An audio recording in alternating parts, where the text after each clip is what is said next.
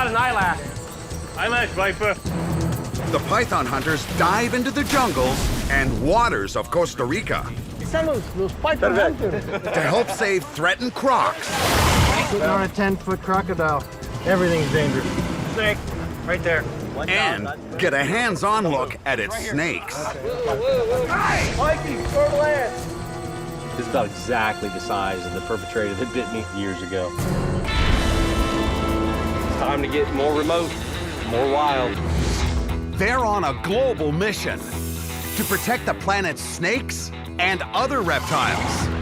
Biologist, venomous snake expert, and croc specialist Sean Heflick. Ever since I was young, I've been mesmerized by reptiles. Law enforcement officer and reptile breeder Greg Graziani. I'm committed to the education and conservation of reptiles. And designer reptile breeder Michael Cole. I've been handling snakes since I was 4, but I have a special passion for pythons. Fighting the fear of the fang. They are the Python Hunters. Like when I was a boy.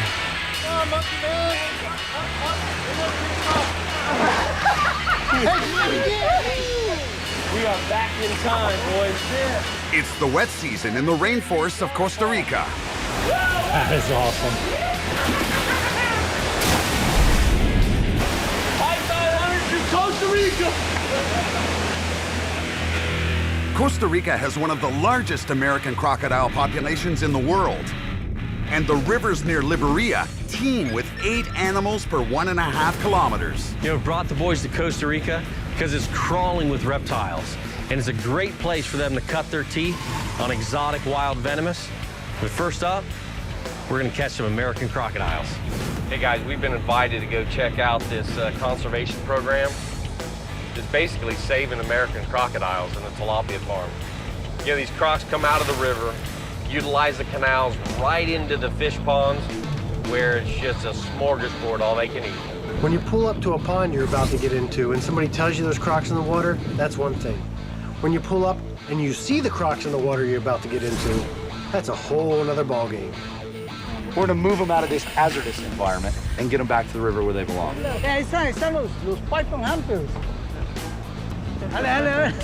Sean. Sean, yeah. Nice seeing you again. Get down. We're really excited to be here and about this, so you know, we're geared up. What we do here points to the conservation factor of crocodiles. They don't kill crocodiles. If you don't do that, my kid, when he's my age, won't be able to come to Costa Rica and see this magnificent creature. And that's important to me. Ready to jump to the water? I'm doing. Now we're using this one, you see? Yeah, but that's not gonna stop a crocodile. No, it's not. It's not at all. We have to handle the thing in such a way that the crocodile just feels that he's trapped. And then we just grab him with our hands in the net. You know, to hear Juan say the way we catch crocodiles here is by hand, that was like a shot of adrenaline for me. I was ready to go. Capture technique for crocodiles, right up my alley. Get wet, hands on, get down, get dirty. I've never heard of them like fish, but I'm down for anything. All right, boys, let's get some crocodiles.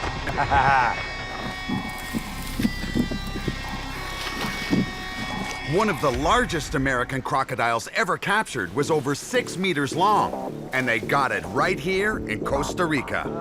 We got 2 really good-sized crocs. One's really large, the other's just large. We're gonna go ahead and cinch them both up. The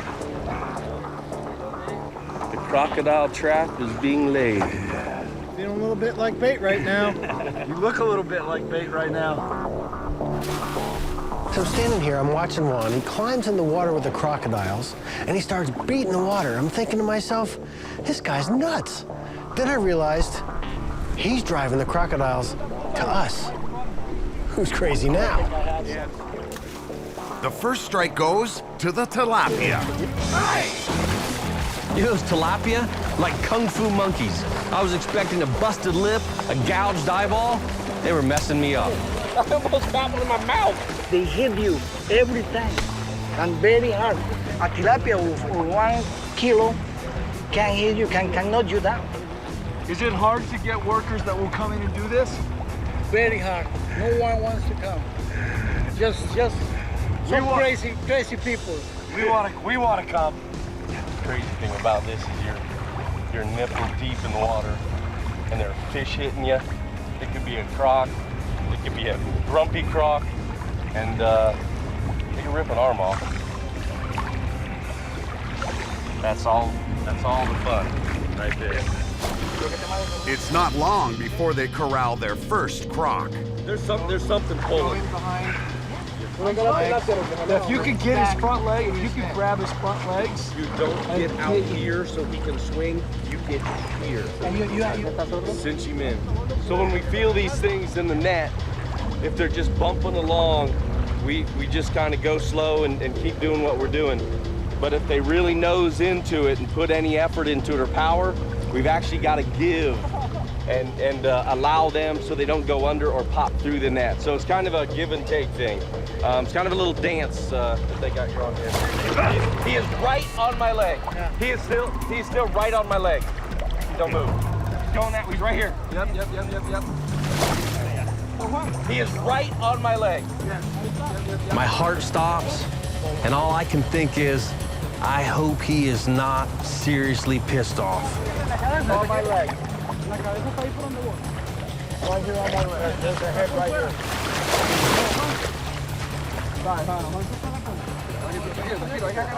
This croc's running out of options. The head is facing right in front of me. Here. Is that you? No, that's me.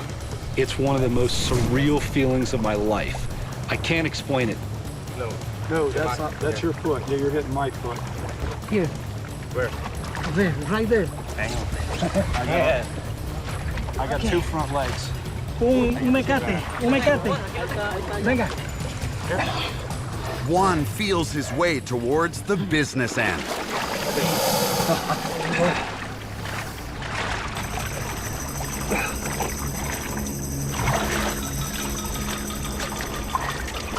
Right there where you were standing in front of his head. Yes. Man, if he hits you there, That would have been it's bad. really painful. That would have been bad. But worth it. I'm willing. Well, now you know how is it. Next is yours. Yes. So when he comes out of the water, it's game on. It is. That's it. Niños.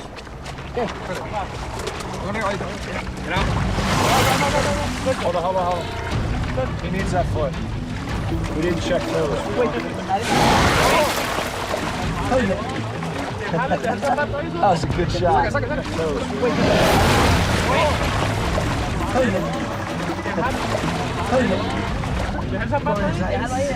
was a good shot right there. Let him go. I'm caught. I didn't have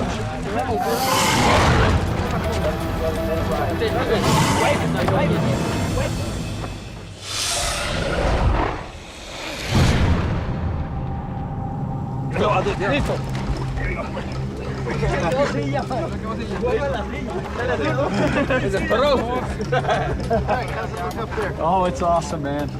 Awesome. We had a close call, and that's what you do. We talk about that all the time. That's an occupational hazard. That's not an attack. If something would have happened, that's not a crocodile attack. It's defensive. That's a Purely defensive maneuver, He's scared. trying to get away, and we put ourselves in that position. You cannot class, and unfortunately, the media doesn't see it that way. If one of us would have got bit, it would have read crocodile attack in Costa Rica, and that's not what it was. Yeah, I know.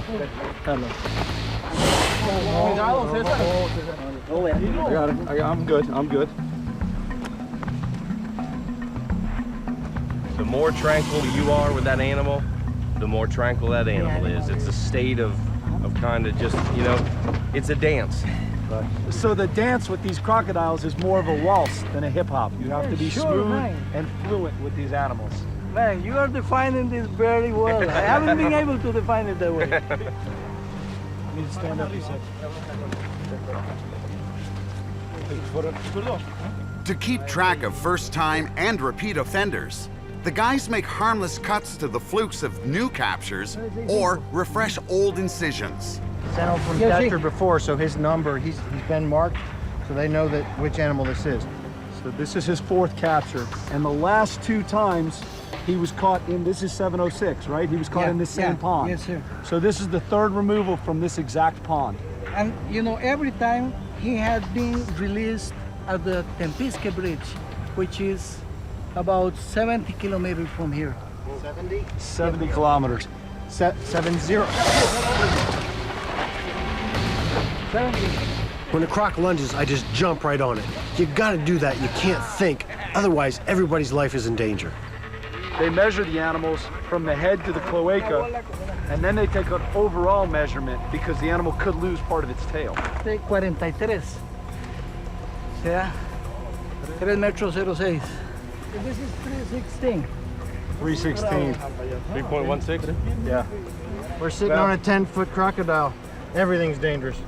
You know, the sheer power is extraordinary in these animals. Even with 5 or 6 of us sitting on him, he's way more powerful than we are. If he swings that skull around, it's like a massive sledgehammer. It can be devastating. The male American crocodile can grow to nearly 5 meters and weigh over 360 kilos. This is the stressful part of for the crocodile. Now he's on land, he's got people sitting on him, he's exerted himself, lactic acid can build up, so you try to do this as quickly as possible. The cloaca is where all the sex organs and the animal urinates and defecates out of. That's how you sex the animal. The cloaca is the one-stop orifice. That's it. One-stop shop, baby. One-stop shop. That's it. It's a boy. It's a boy? Yeah, it's a boy.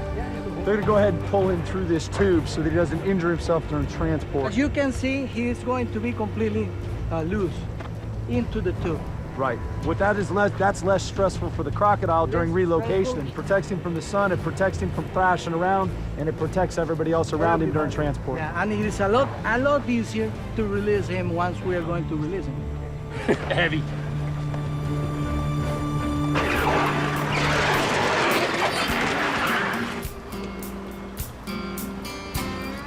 I gotta wonder, they pay these guys or if these guys pay for this job? Juan's men earn $50 a day. That's a handsome sum in Costa Rica. Job well done. Good. One down, more to go. Big one is next, man. Baby, on to the next one. Let's do it.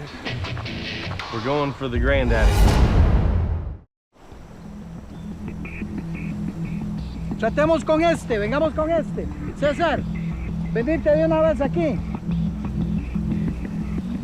We're doing good conservation work. Remove these guys and get them back out into the river where they belong so they don't get killed. They get better than that. The guy's next target in the fish pond is an even bigger croc. Yeah. Hey, let's avoid both nets to get mixed. So how far do you want to go? Hey, bravo! Carter, over there.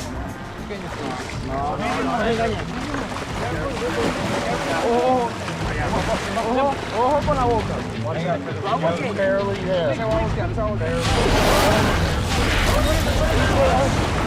I'm a split second away from massive injury. When that crocodile shakes his jaws and frees him from the net, a wrong move, going in the wrong direction, could have spelled disaster on my part. Oh, no, let it go. That's what I'm looking for. I'll push that one forward. This is a bigger animal than we thought. I told you. It was not a small crocodile. Get go.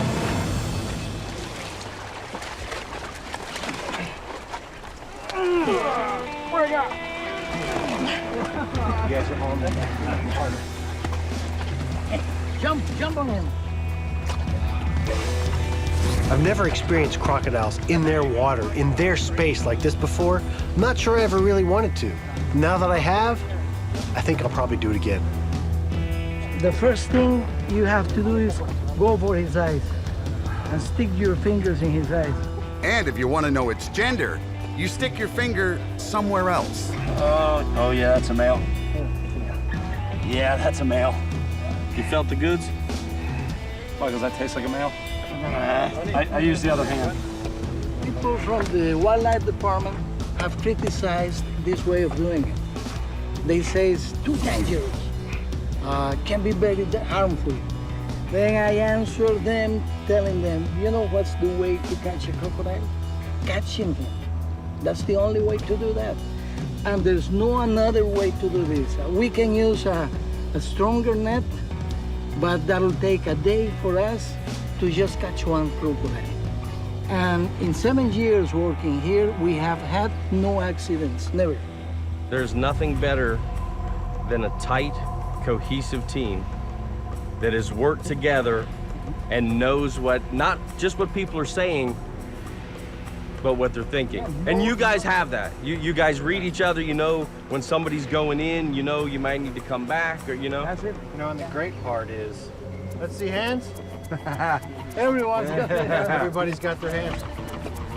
Time for this fish glutton to make the 65-kilometer trek back to the Tempeski River, where he belongs.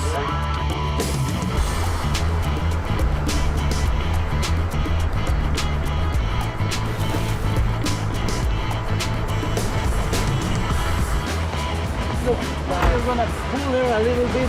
Okay. So I can tie the There's nothing better than to be able to take one of these big American crocodiles and release it back into the wild. They may come back, but this team will keep moving them out.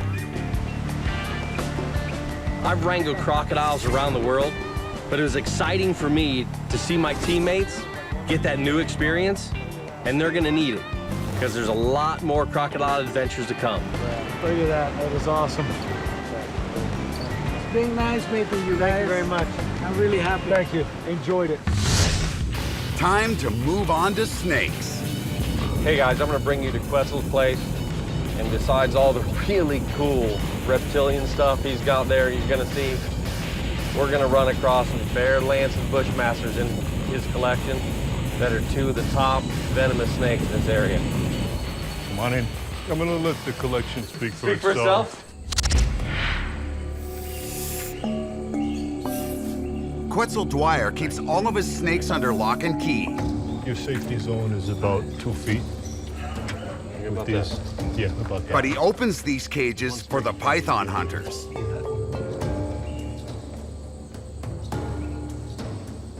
Bobby, just look at the way that animal blends in with the bark. Now the eyelash viper, this is one of the things we definitely want to see. What are the odds of us finding any of these? I'd say they're pretty good. And in the vegetation on this cage, that is a perfect camouflage job.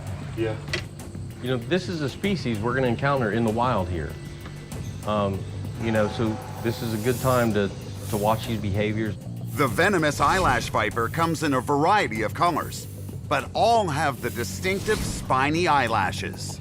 It breaks up that eye line. You know, so if you're a prey item, you're always searching for things that stick out, that are wrong, something feels wrong, something looks wrong.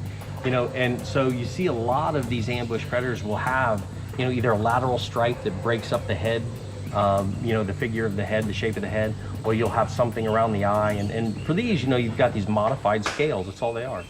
Remember kind of a cardinal rule about venomous. If you're going to lay your hands on them, you're going to work closely with them. Is the only thing predictable is that they're unpredictable. Even though we're dealing with captive venomous snakes here at this facility, we have to be extremely careful because one could lash out at any time. You know, in law enforcement, whenever we work with people, we always want to see their hands. If you can see their hands, they can't kill you. And with these guys, you want to see their head. That's what I want to do. I want to find out what the animals act like, so that when I come across one in the wild, I can make a decision at that point whether it's best for me to back off and call you guys in because you have a little bit more experience with it, or if I can go ahead and get it manipulated to a point where everybody can come over and look at it. I feel like if one of y'all get bit while we're down here by a venomous snake, You're taking the blame. yeah, your wives are gonna lay it right on me. We sure are. You're gonna take that one, man. I'm already gonna be in a lot of pain. I don't need any more crap. You know, so one of my jobs is to make sure we come out of this safe because, you know, I really don't want that moniker hanging over my head with your wife. Every year in Costa Rica, venomous snakes bite between 500 and 800 people. And this is the main perp, the fer de lance. We're stepping up here. Here's another step. To know what toxins they have, this is definitely a dangerous animal. These things are deadly. You gotta be extremely careful. I should know, because unfortunately, I took a bite. How big is the one that got you? 21 inches. You know, it was my fault. As I released it, hit that left fang buried in my finger, and the right fang buried in my finger, and I felt the venom go in on the left. It just felt like fire in my system. A viper's venom is both hemotoxic and myotoxic. It attacks the victim's circulation and muscles, paralyzing them. Without treatment, you suffocate to death. Don't want to take a bite from that animal. Take my word for it. You know, these captive animals are just as dangerous as their wild counterparts, so you cannot let your guard down. You've always got to be on your toes. You've always got to be watching. So we've had a chance to work with these guys in a captive setting, but I can't wait to get out in the jungle tonight and catch some of these in the wild.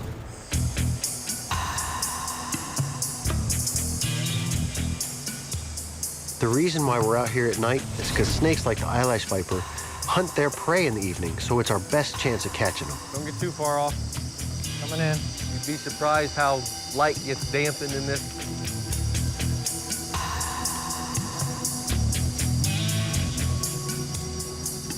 If anyone does get disoriented, shine your light off up like this. Shine your light up and scream, help! I just got a strong odor of urine or something. Yeah, I smell that as well. Sean's you fart? Yep. It's a hell of a drop off right here, so be careful. That's one of the big dangers of these animals in the wild is you're walking through the woods, you got bit in the back of the leg. Careful.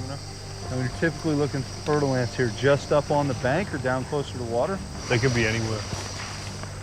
This is Greg and Mikey's first night in the jungle with this stuff, and they are excited like crazy, no doubt. And I just hope that they remember, you know, safety first. These things are squirrely out here.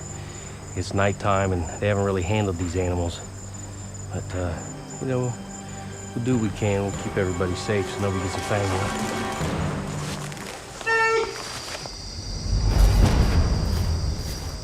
Right here, venomous. Okay, it's It looks like a cat snake. Yeah. Is it a cat snake? Leptodyrus septentrionalis. Beautiful. Yeah, the cat-eyed snake. Yeah, you got it. The local name for this snake is Terciopelo falso, which means false fer de lance. The cat-eyed snake's an imposter. It's harmless, but looks suspiciously like the fer de lance. That wasn't too bad, you know, stopping everything, calling it venomous. Better safe than sorry if you don't know. That's what I figured. I'll let you go and go on and find something bigger. Good find. First snake of the night. Hopefully not the last. If this had been a small fer de lance, it could have been deadly. Unlike adults, juveniles tend to inject all their venom at once. Here we go, boys. Got Norops capito. It's an iguanid. Beautiful.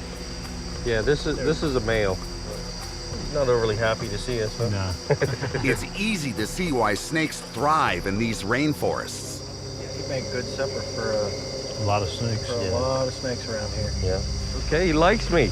Hi, buddy. Want to come on with me? Trying to eat you, Sean? No, he jumped off the tree and landed on me. Come on. Come on, Godzilla. Let go. Come on. Let go. Come on. Come on, let go. He thinks he's a fertile ant, Sean. There you go. All right, go about your business, buddy. It's okay, I'm cool. Hey, at least he feels like he won that one. Check this guy out. That's awesome. It's Kermit. He's got a lot of light now. He's going, what in the hell is going on? Costa Rica does a really good job of protecting its native flora and fauna. There aren't a whole lot of people that can get collecting permits to raise up these animals here and get them into the reptile trade. They've got a good conservation plan in effect, and that's why we're catching snakes when we go out looking for them. During the rainy season, populations of lizards increase dramatically. That's hot. It's really cool. This is herp porno right here. You see what the male's doing? He's got his front legs right over her belly, and he bears down on her, and he's trying to push the eggs out of her so he can fertilize the eggs externally when she deposits them. Check this guy out. Oh, casque head. Yeah, Corythophanies. Yeah. She does have eggs. I can feel it on Yeah. my thumb right here. Yeah, the design, the morphology on this is to make them hard to swallow for snakes, they think. Well, she's got dirt on her head, you see this? She might have been burrowing. Yeah, she's probably been digging, because I've never seen one. Yeah. I've never seen one that low in the canopy. Yeah, so Look, she yeah. may be looking to... No, right here. That's the hole. Right here. Yeah. There's her hole. Digging a cavity to deposit her eggs. Very cool. Why don't we put her back and Yeah. stress her out as little as possible? Get a good shot of this find, and then we'll right off. All right, back to snake seeking. I want some eyelash vipers. We haven't lost Michael, have we? Michael! See, this is how the normal... We got! It's coral snake. Black and orange with a black nose. All right, I got it. John, is that you? Yeah. No, you're good. You're good. Get it. Sure? Yeah. It's an Oxyropus, it's not hot. Nice catch. That is beautiful. That thing's gorgeous. Look at that.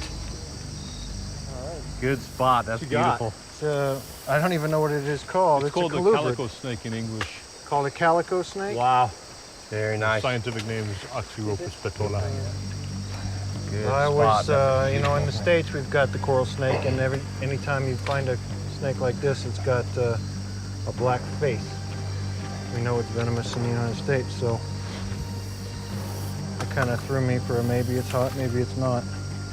We use the term hot to refer to snakes that are venomous, so Mikey does the right thing by calling this thing out as hot, just to be on the safe side, because it does look a lot like the venomous coral snake. Find a little hole to crawl into, buddy. God, that's so cool. You know, we're calling it a night because we've been up for over 24 hours and we're tired, and that's a bad combination when you're looking for venomous snakes. So we're gonna get some sleep, regroup, head back out tomorrow. After being away for a few days, the guys check in on the home front. Hello? Do you hear us at all? Oh, yeah, I can hear you a little bit. How's everything going? Good. Yeah? So what do we hatch? Yeah, we got some new babies, just one clutch today, and I can't tell what they are. Hey, sweetie, how are things? One of Sean's albino alligator offsprings isn't doing so well. Don't sweat it. I mean, it happens. That's part of breeding animals. It's part of hatching reptiles. You know, it's hard being friggin' half a world away from your home. Yeah, it is. You got all kinds of issues going on. We had a whole rat debacle where the rats chewed the water lines, and we've got water spewing all over the place. Jackie had to contact Barry to get more supplies to put all that back together. As much as Jackie helps me when I'm there, I'm the main, source of taking care of that stuff. So, she's got that. She's got, all the other animals she's taking care of, 2 kids, and no one there for support. So it's real difficult when we're away. But their Costa Rican adventure continues. What do y'all think about going back to Quetzal's, spending a little more time with those bushmasters, because there's a real good chance we're going to come across them on my property in the Amazon. Yeah, sounds good. Let's do it. I'm almost positive the female is under here. Pair of bushmasters in here, and we know the location of one of them, but we want to make sure where the other one is before wade in here and a mistake happens. Sean, be careful. I don't see it. Hold on, right there. Here we go.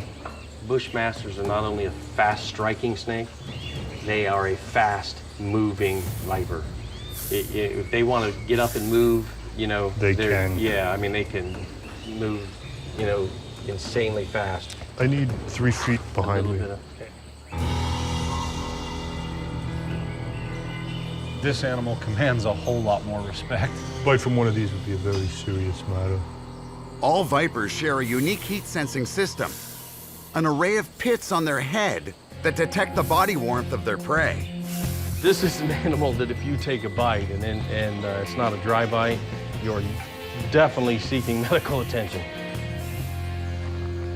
Hey guys, before we leave, I gotta handle one of my favorite non-venomous snakes here, the tiger rat snake.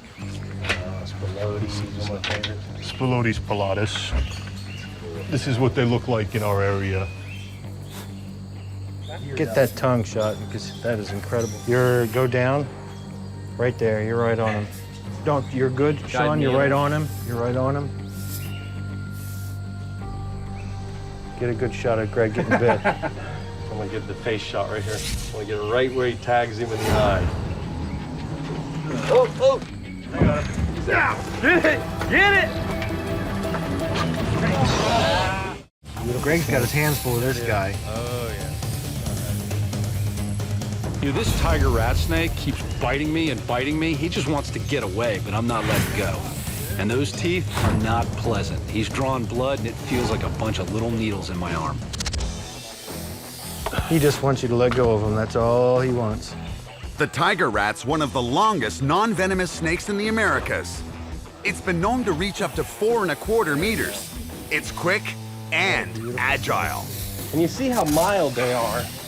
You see how mild, you know, until you lay your hands on them, they just want to be left alone, you know? That is any snake, purely defensive. He was happy to allow us to share his space with him until you laid your hands on him and he felt threatened, and then he's gonna protect himself. I think that's my main goal. Every foreign place I go, I gotta get bit. by I gotta get bit. You know what?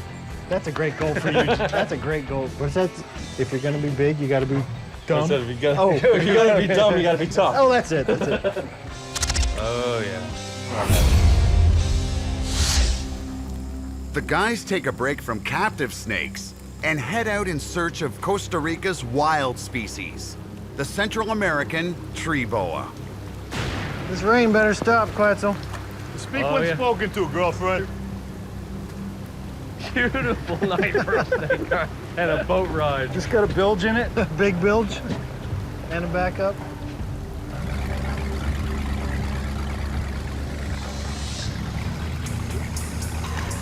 I'm not gonna say it's guaranteed. What I will say is I've never had a bad night with these guys in this area.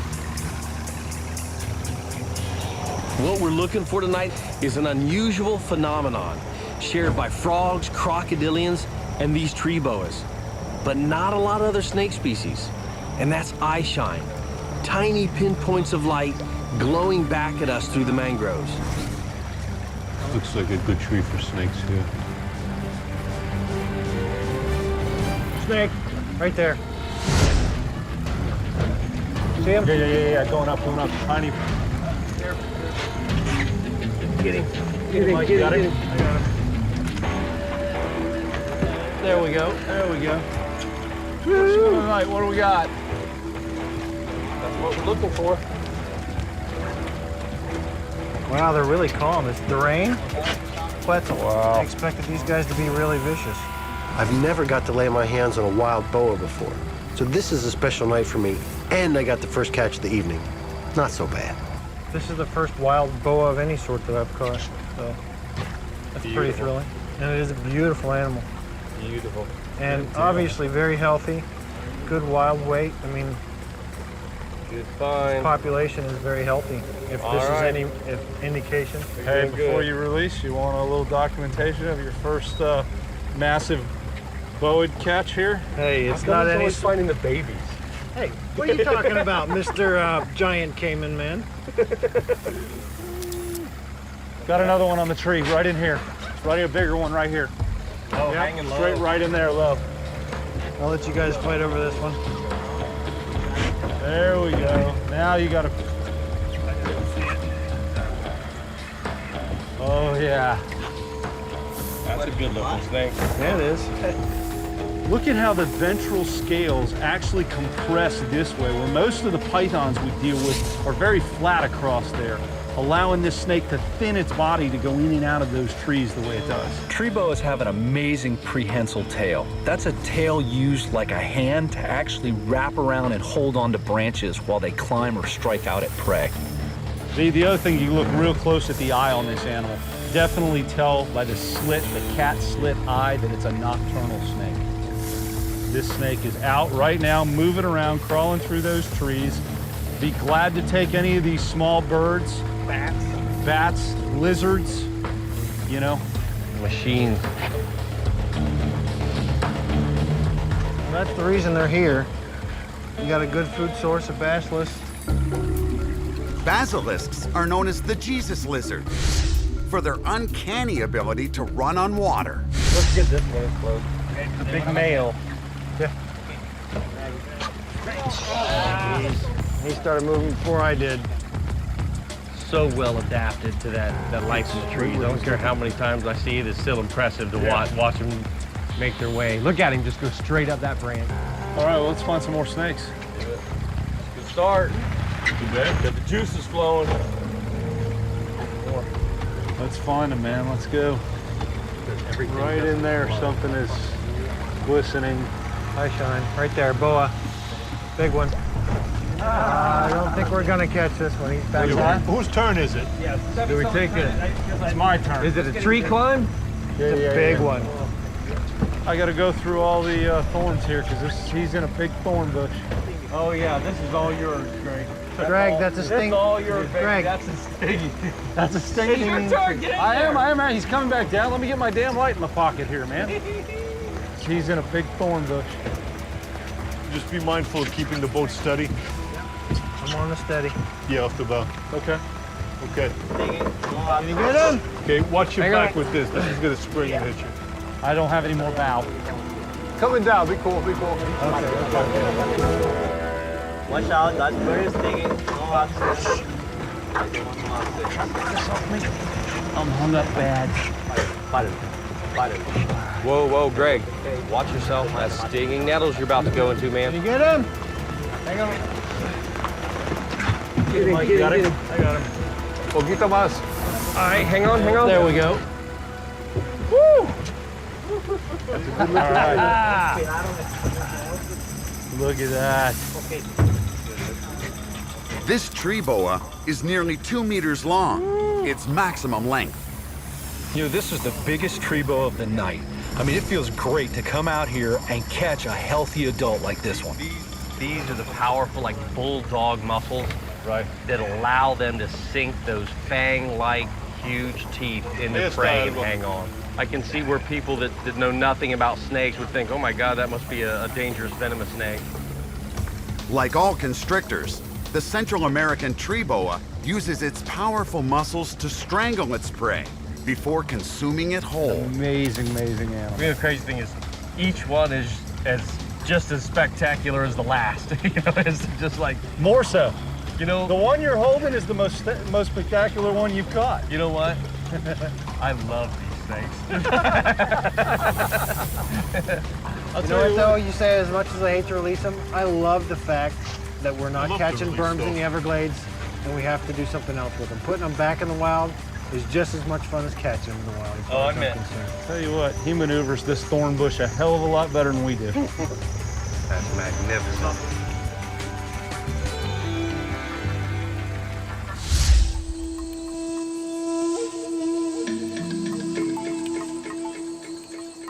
But they still want to find the venomous viper that bit Sean in the Amazon, the fer de lance. All right, Quetzal. We're here for one reason. Do my best, no guarantees. They're joined by Brittany McGlynn, who's researching the breakthrough use of snake venom for medical cures. You know, every time I take somebody into the jungle with me since I've been bit by the fer de lance, I'm mindful of how I can help them avoid that same scenario. So it's good to have a young student along who's fresh, who's eager, and train them on how to avoid the mistake I made years ago. Since I've been bit by that fer de lance, I asked myself, how can I help others avoid that possibly terrible fate? Is this your first actual die-hard herping trip in Costa Rica? Yes, it is. Oh, you're in for a treat. First of many, I'll bet you. Yes. Do I need to focus on the leaves or the trees? Be aware of everything you walk past. This rainforest is home to 3 kinds of vipers: the fer de lance, the bushmaster, and the eyelash viper. You know, when you get bit by a viper, every second counts when you're trying to get medical attention. and we are a long way away from a hospital here. What you're looking for is like a clump that doesn't belong. So they can hang in a nice crotch like here, and it'll be a clump. They can be all curled up right here, maybe here, but it's basically a lump that looks a little out of place. Getting bit by an eyelash is not desirable. Getting bit by a fair lance is not something you want to do, so just eyes open and, no big deal. They skunked us last. Oh, you all right? I told you I was gonna Trial fall. by fire in the rainforest. All right. Now you got it over with. Yeah, right. Now you can move on. What's funny is we've got stuff that's just as hot and venomous in Florida, but because of the access to medical attention and the ease of getting and seeking out that medical attention, people don't quite understand when you come here. It can be a whole different ball game. It could be several hours till you get to a hospital. Each year, Costa Rican hospitals treat about 800 venomous snake bites. There have been 50 recorded deaths over the past decade, but experts believe numbers are much higher because most victims live in remote areas. It's not just about looking down. I have seen these up in the trees, in the bushes, hanging out. I almost walked into one of these in the Amazon at crotch level, 2 feet from walking through that bush. And yeah, that's a bad bite. You get bit on the testicles, it's over, brother. Got one. What's a one? Got one what? Eyelash viper. What's that? He's got an eyelash. Quetzalmeter's going off. Hey, watch that ridge, Mikey. That's a heck of a drop. Golden or normal? Oh, I see it. Quetzal spots one of the snakes they're looking for, the deadly eyelash viper. Oh, probably a male. Real clean. Look at that. That is Holy nice. cow, that is. Oh. Look at him, I'll post it up. This thing, this thing must have tangled with its last prey item or something. Yeah, I noticed the lip. It looks like it's got a hematoma No, or it's something. got his mouth. He's got his mouth open. Common misconception that everything is okay all the time for wild snakes. That gives new meaning to what you said when you're walking through the forest. Don't use your hand to push by. That's right at hand level. Well, how would you like to walk into that and get bit in your throat? That's a bad scenario, right? Your first eyelash Yes. in the first jungles of eyelash Costa in the Rica. jungle that isn't in a cage. Yeah, nice. It's gorgeous. I don't think people give these things enough respect. When you start looking at the just sheer amount of medical uses for venoms and the peptides and that are in these venoms of snakes, it's amazing. Cancer research and epilepsy and AIDS. It goes on and on. You could be the next, venom collector. You just go around the world collecting, odd venoms from creatures, and That wouldn't even be working. That would just be playing all the time. That would be great. Best job ever. that's the idea, right? Best Why do you job say that ever. on camera? My wife already gives me a hard time and says that I don't work. You can't be doing that. You're killing me. You're killing me. All right, guys, let's find a fertile ant. Yeah, boys, I'm not leaving until we get one.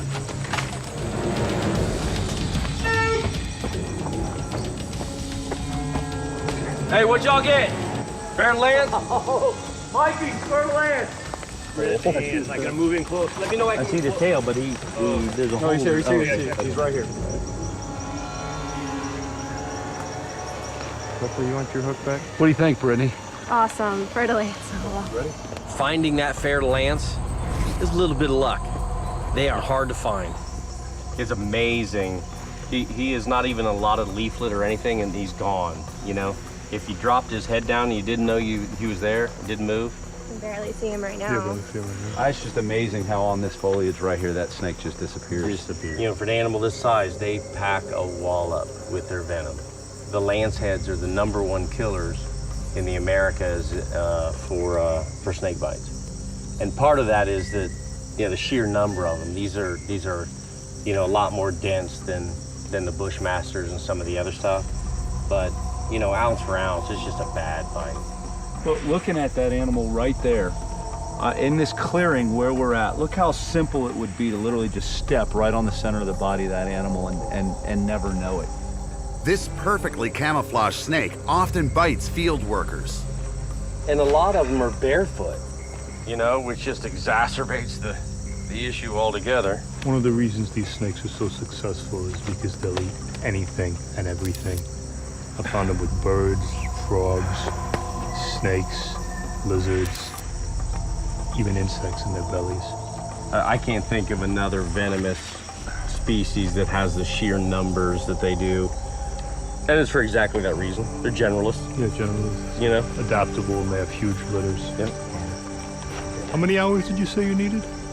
I only have 20. I need 1,000. Oh, yeah? Yep. Get on your way. That's one way to do it, I guess. Here, guide me here. It was far easier to handle fer-de-lance in the daytime when they're in an almost catatonic state.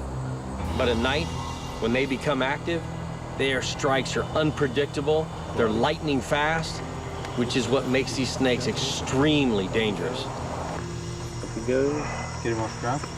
Anything potentially that's venomous can kill you. So always think about that when you're working venomous. Yeah, just let him crawl over it. Up. Yep, slowly. Up, There you go. Okay. Now if you can get it, Under. he'll grab that hook with his under that, prehensile yeah. tail. So. Yeah, there you go. Got it. Perfect. Let him hang. Now let's head down On the slope. the slope. Keep him off the ground. The only thing. Keep them higher. Yep. If you see the Yeah, don't ground, let his tail drag. He'll drag Keep you. your hook He's gonna wanna run. straight or down. Do not tip the front end up. You don't want the snake coming back to you. Okay. Yeah, watch the step. Keep the snake up. Yeah. The natural. Outstanding. Harry, we're Yeah, coming to just you. Right through there. Brittany's definitely a snake person. You can see it in her eyes. She's got the passion, the same as the rest of the team. That was definitely the highlight All right. of Venom's hours. Initiating a new recruit is the perfect way to end this adventure. Costa Rica's been a wonderful trip. I got to go jungle herping with some buds and cut some wild crocodiles. I don't know how we're gonna top this. It is a magnificent country with some spectacular reptiles. I don't know if I'm gonna be able to beat this trip. But the guys aren't heading back to Florida just yet. They're off to the Amazon to protect more of the planet's snakes and crocodiles.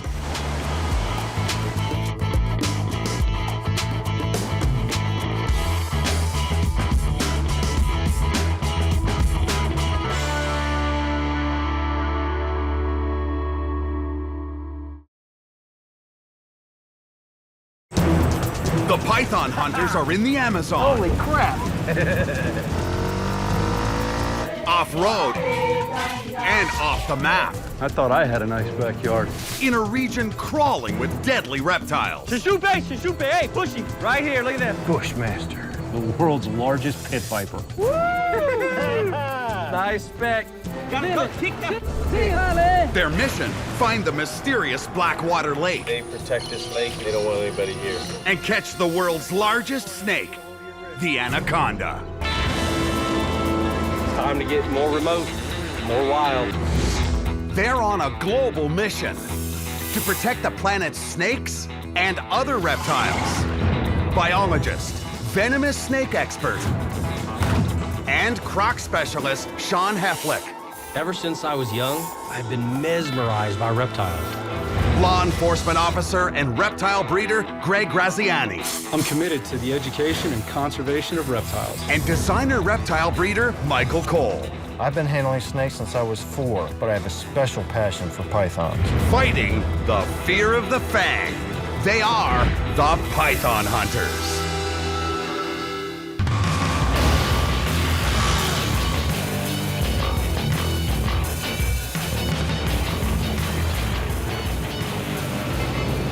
So we're on our way to Sean's.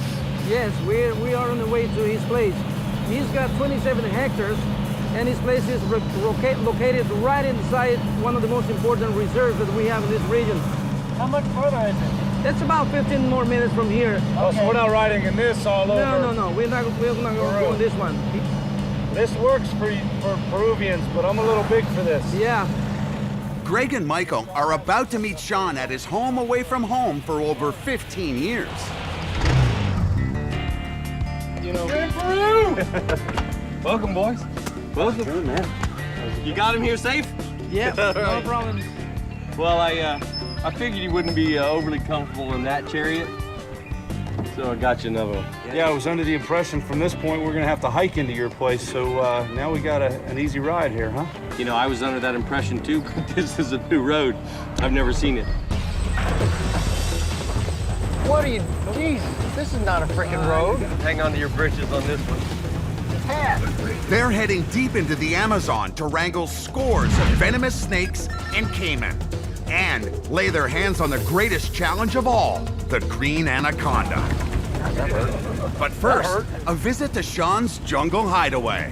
You're not supposed to drive vehicles on this. Holy. You said this is a road. It looks more like this is still a path to me. You're driving up on the side of the hill.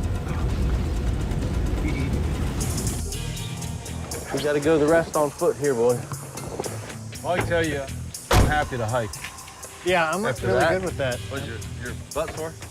Huh? Your butt sore? My butt, my back, my neck, the top of my head as many times as I hit that roof. Yeah, I was gonna say, the only thing that bothered me was yeah? the roof. Wait till we get on the boat to make it to the lake.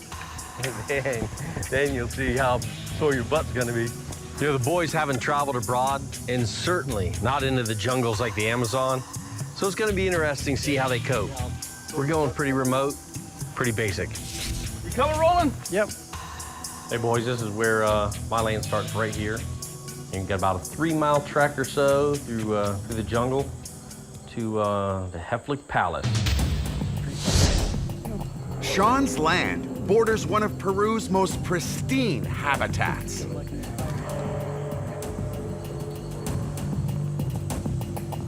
Man, Sean, this is your backyard here in Peru. Not too bad, huh? I thought I had a nice backyard.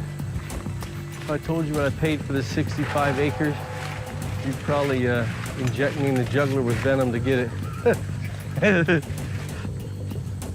So what should we be looking for in this area on the way? Well, you know, you notice the topography and that we just drove through and come over? This is high forest. So bushmasters are real plentiful on my land. It's one of the reasons that I bought it. But a lot of mammals, a lot of bird species. And when you get into low-lying areas like up there, you can just barely see we're coming into it. There's a little stream. There are poison dart frogs. So watch the leaf litter. If you think you see something, boom, you know, you probably did. Sean, you sure this is the way back? I ain't never been lost in the jungle. Well, I didn't say you've ever been lost, but it seems you know how to find the most difficult route. I'm headed this way, guys. What's that? Yeah, this is great. Be careful. This is bushy paradise, so watch out. They are no joke, and it's getting a little darker, so we'll be out and about soon. If you find a snake, just tell me. Okay, I'll do that. Yeah. The bushies is pretty much totally terrestrial. Yeah, the bushies tend to like a little higher elevation. They don't really, I don't find them in too many places where they're, you know, in the swamp, in the muck. They'll pass through it, but they like to kind of hold high and dry. And Ow. Not to mention. And it's Shushupe, hey, bushy. You got it. Where at? Right here, look at this. That's a big animal. This animal is huge. Bad bites, bad venom, really toxic. Right here, and he's posted up. Holy crap. He's posted up. He was moving, and when I stepped up on him, he drew back really quick. That's freaking huge. Bushmasters are not only a fast-striking snake, they are a fast-moving viper. A snake that size, Sean, how big is his strike radius from there? A snake this size, when he is jacked up, ready to go, is a 5-foot-plus strike if he wants to be. These are launchers, and the worst thing about them is they can move like lightning on the ground when they want to, and they just jack back and strike so fast that if you take a bite, you're definitely seeking medical attention. Bushmaster. They're the world's largest pit viper. It's still daytime.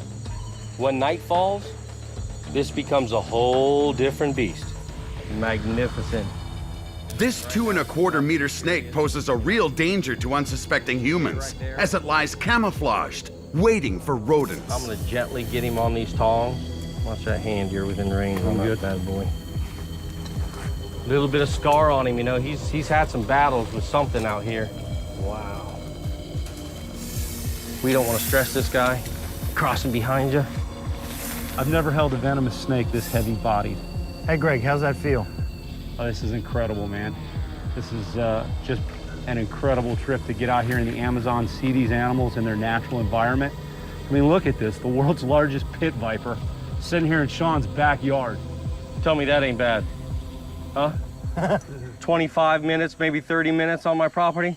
Sean, I think we've got a Heflick meter right here of probably 9 out of 10 so far. I mean, ding, ding, ding, ding, ding, ding, ding. Boom. You always busted my chops about all my stories in the Amazon around the world. And now you're gonna have people, haven't seen the pictures. You know what the difference is? And they're gonna give you hell. But you know what the difference is? I'm on TV with this. I got proof. Is this typical? I mean, how often you go out and find something like this? This is probably, without laying a tape on him, the largest bushmaster I found on this property. So, you know, you guys are in for just more than one treat, baby. This is we're here for a record. Is a holy grail. I'm watching Greg and Sean handle this giant bushmaster. I'm thinking to myself, Michael, if you don't say something, you'll never get an opportunity to handle a snake like this again. He's calm. I want to hold his tail for one picture. All right. So, I got his upper body. You make sure you've got him by the tail. You come in on this side. I'm going to go out left. You got the hook. And you're not grabbing him with the hook. Grab him a little higher than mine. You're using that fork just to gently manipulate his upper body, all right? You ready? I'm gonna let go and he's all yours. I've got this side on you. He's going away from you. The more relaxed you are, the more relaxed he is. All right, man. No problem. If this behemoth bites Michael and he's not treated quickly, the hemotoxic venom could cause massive tissue damage or even kill him.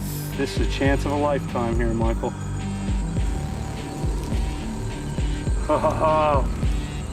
One more. Pull his head around. Great shot, Mikey. All right. Now we gotta let my little beastie go. We'll see you later. Watch him dissolve into that jungle. Man, it's gonna be hard to top that one. Yeah, it is. I got my work cut out for me. Yes, sir. It is.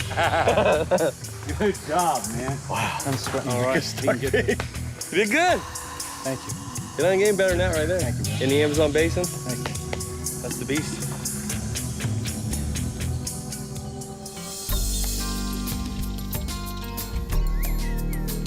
Sean's property lives up to their expectations until they see the accommodations. That is my bungalow palace.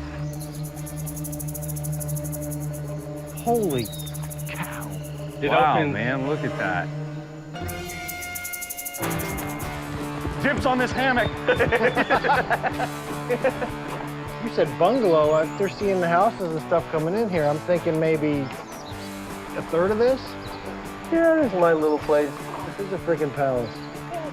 Oh, this is perfect right here. Look at this hammock right here. I think we wore Greg out on the adventure.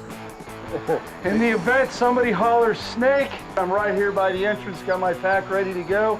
I'm like the Peruvian SRT snake team, man. I'm out the door. This is a perfect spot. So what do you think? Can't beat the view. Oh, I can beat the view. Come upstairs. That's where I was headed. You know, I built this thing 10 years ago with the help from the local people, and we used all local timbers, trees that had been blown over by a huge storm. And I'm proud of that. So you got a great little house, you got your own garden, you got a little outhouse, reptiles all around. What more does a man need? I love it. Freaking love it.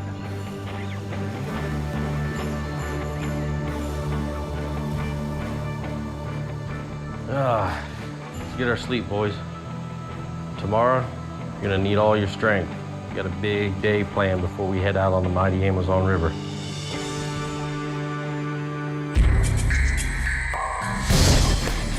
The guys have plenty to do before their 5-day trek into the Amazon for anaconda.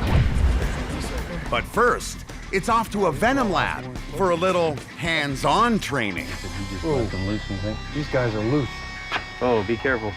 Holy It's a crap. bushmaster just loose on the floor. Are you serious? That's a big bushmaster. A good idea just to know where they're at. Allowing venomous bushmasters to roam the venom lab is not standard procedure. He just lets them run wild in here? ¿Tú los sueltas así nomás por así estos animales? No. No. Su jaula, sino para que Because they were in a desestresen. cage and they need to have less stress. Yeah.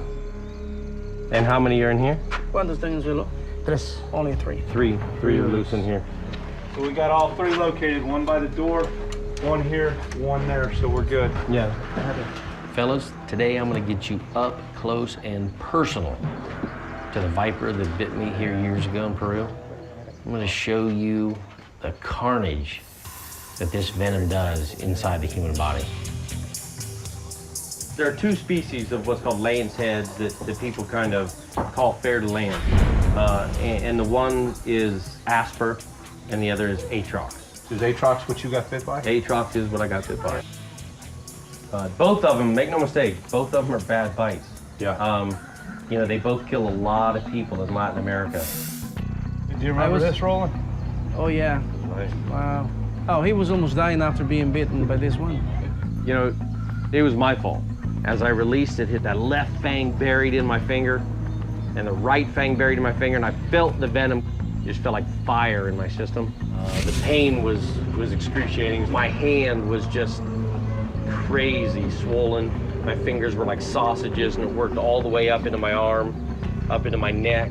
My armpit and arm was just black as your hat. You know, I got pretty lucky.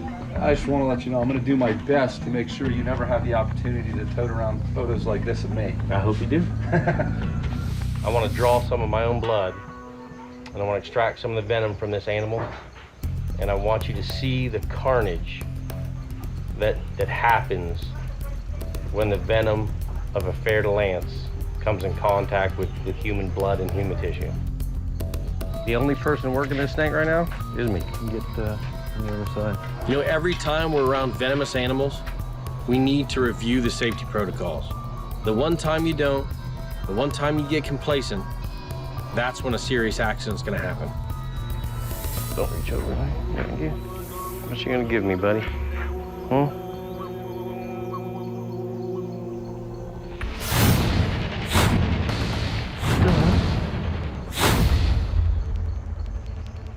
It's like playing with deadly spaghetti. Just a hook. Just a hook. You grab the body? Nope.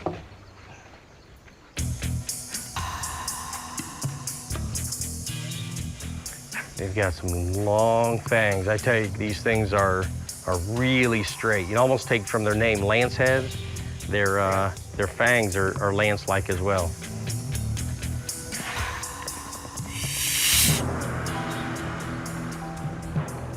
Long hypodermic needles. Yeah, I mean, they are straight and they are long.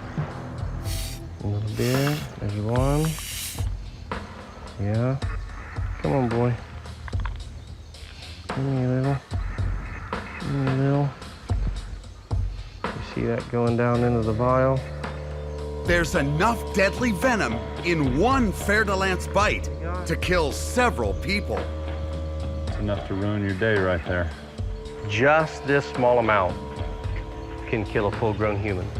So it's nothing to mess with, you know, it's some hot stuff.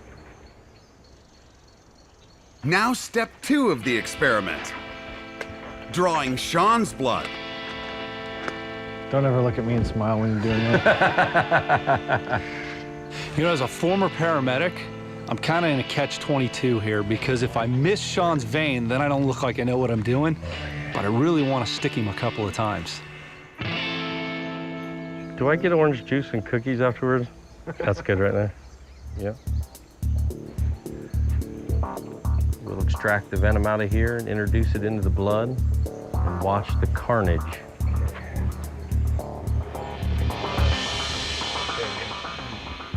You ready? Yeah. See it coagulating. settling on the side of the vial. That venom is starting to just catalyze, it's starting to destroy the red blood cells and the blood tissues. As I turn it sideways in the vial, it just stays there like a jello.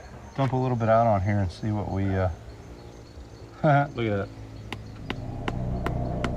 There you go. Look at that. Look at the jello and the clotting. That's it. We're at 3 minutes here. And that, you know, when that happens in your system, the blood can't pump. Yep. Really just brings it back home about, you know, you guys here with me and just how careful we need to be. Wow.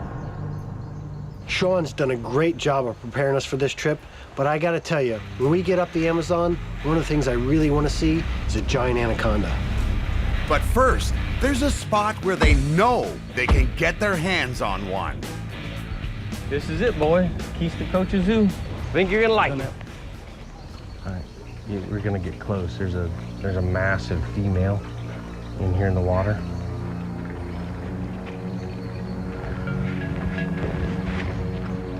That the big one's head's right there. Hey, guys, come here. Scott is the bulldog of large boids. This is an animal that amazes me because when the opportunity arises, this guy will take down a Caiman, you know, an apex predator. I have no idea what the temperament is on this animal, but let's find out. We'll see what happens. Okay, so I'm gonna see if we can do this gently and if this animal will participate without getting into some mortal combat or testicle biting or anything like that. So let's see what we got. That is about nature. There's only one way to size up a green anaconda. Lay your hands on it. When you get a hold of a giant anaconda, you better be on your game, because this is a big snake that just wants to get his teeth into you. Massive jaw muscle. Yeah, if that clamps down on you, that's pain. The eye positions on the top of the head for, you know, the aquatic environment that it lives in and it hunts in. Like a bulldog, when that thing locks on, gets cinched down with those recurved teeth and boom, game on. Fish and a lot of the other prey. A lot of the other stuff around here is slippery and fast, so when they grab a hold of something, they better have a good grip, and that's how they get it. You mean business. There we go. There's the mouth shot right there. Thanks for that. Hey, I do what I can. You sure you don't want this in? Hang on to that. Mike or Greg wants this in. Greg wants this in. Look at those teeth. Look at the jaw.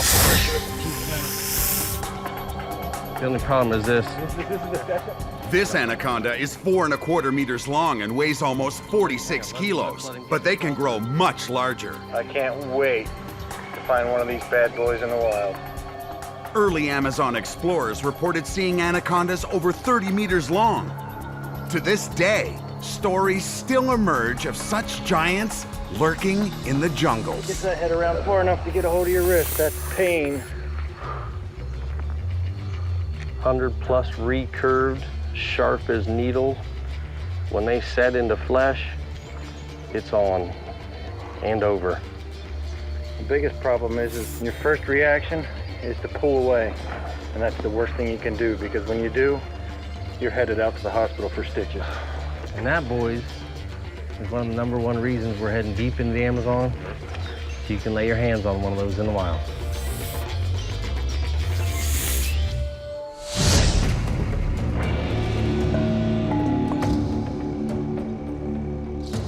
There's only one way to make the trip to Blackwater Lake's legendary anacondas. In a live-aboard riverboat. There's the Amazon right there, boy. Oh, that's beautiful. You want to go down this road too fast, you're right in the water. When's our boat gonna get here? It's here. What do you mean it's here? There she is. Are you kidding me? That's not gonna make it. That'll make it? Crew's looking at us. That's because we're late. What do you think? You guys were gonna get Shangri-La on water? There's kids in the crew. The families, Latin America, they do everything together. All right, let's go load up. Okay. You know, I know Sean likes to rough it, but I'm not spending 5 days cramped up with him in a boat. This is a transport boat, so The family or people or well, they They're going somewhere. yeah, people rent this boat. Plus, they transport their own wares. You know, They come here to the market, buy all that stuff, and take it back to the village. You gotta be out of your mind. It's not when that bad. So you gotta be kidding me, man. I never met this guy before in my life. And he's playing along with you. You don't even have to. Gracias. That's the beauty of the Amazon. Everybody plays along. What are they? Come on, let's go see it. Is that more like it? That's way more like it. Y'all know me better than that. This is my backyard. You know me. I'm gonna do it right. Yeah, I know that might you. be a little bit, you know, you go from one extreme to the other here. That might be a little bit too fancy. So now you think I'm lying about this? Yeah. I like this riverboat. A little bit of luxury on the Amazon. Something tells me I better enjoy it now, because it's gonna get a lot rougher later. I can deal with this. The guys finally rendezvous with their riverboat for the perilous 800-kilometer journey to remote Blackwater Lake. Every time I'm back in the Amazon, it's just something, I know it's just something raw and powerful and beautiful about it. It's like my second home. We're gonna hit this remote lake I found years ago, and it's bang up with black caiman, spectacled caiman, anaconda, piranhas like this. You got a lot of weight on your shoulders right now. Good. We've had a lot of good guides in the past. We'll see how good you are. That's right. This is farther out than most people venture. I didn't come here to do what everybody else does. In the Amazon basin is truly one of the last places on this planet where we haven't explored it all. There are remote areas no Westerner, no white man has ever set foot on.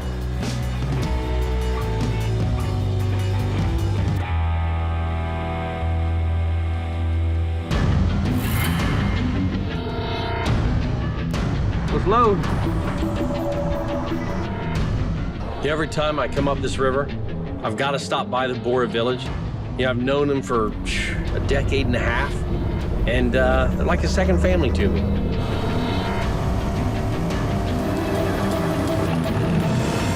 Hola. ¿Qué tal? Mucho tiempo, ¿no? Yeah. Hola, hola, oi.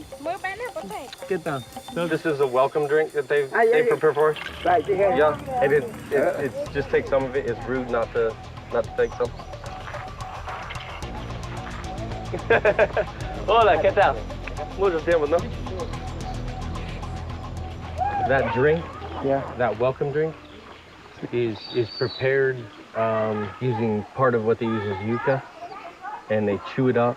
The old women, you were gonna say they chew it up in their mouth, and then they spit it. Chew it in their mouth, spit it, and then they add just a little bit like sugar cane. He said they boil it. And then it ferments. So That's what they said. Yeah, they said they boil it, but a lot of times they just leave it ferment, and the alcohol kills all the stuff. So you guys just made out with your tongues with all the old women. Now that's a welcome. Thank God none of the men contributed. Does it really spit in there? I guess so. But you know what? It tasted just like that. Like old women? No, like spit. How do you know what Like old women's spit. spit tastes like? The Bora have survived war and slavery. Now, they're protected by the Peruvian government, and they believe also by the spirit of anaconda. The big snake for. So this is a ritual that their ancestors used to do. Para poder nombrar un nuevo jefe. To name a new chief. We also ask the anaconda spirit so we can get water, because during the dry season there's no water here, and they ask the anaconda so the anaconda can send them water. Y esto viene parte de la anaconda, que es como la costilla. Yeah, the ribs of the anaconda. Este anaconda negro que Black anaconda. When you say anaconda, or you say Bora Negra, or you say Yaco Mama, They fear it, but they also revere it, you know, and they realize that that power comes from nature, you know, and it's intertwined in their culture.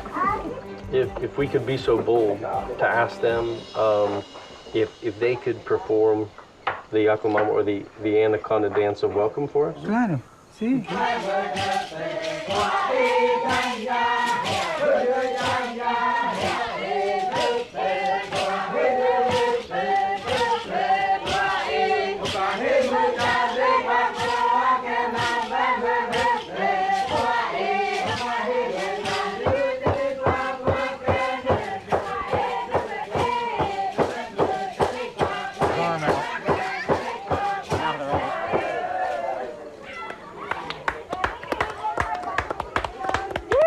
Whistle, Michael, I can't whistle.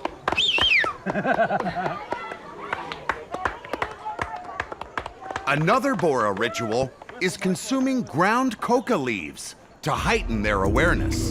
So this gives them energy. So they're not sleepy, so they're energetic and awake. Mi guaca pica, Piden 3 noches. The more they eat, the more energy they It's get. like each one's got to take more than the last. If the last guy's just coming ¿Quién? Va a colocar acá en las mejillas. So like tobacco kind of. One catch. They're not allowed to smile while consuming it.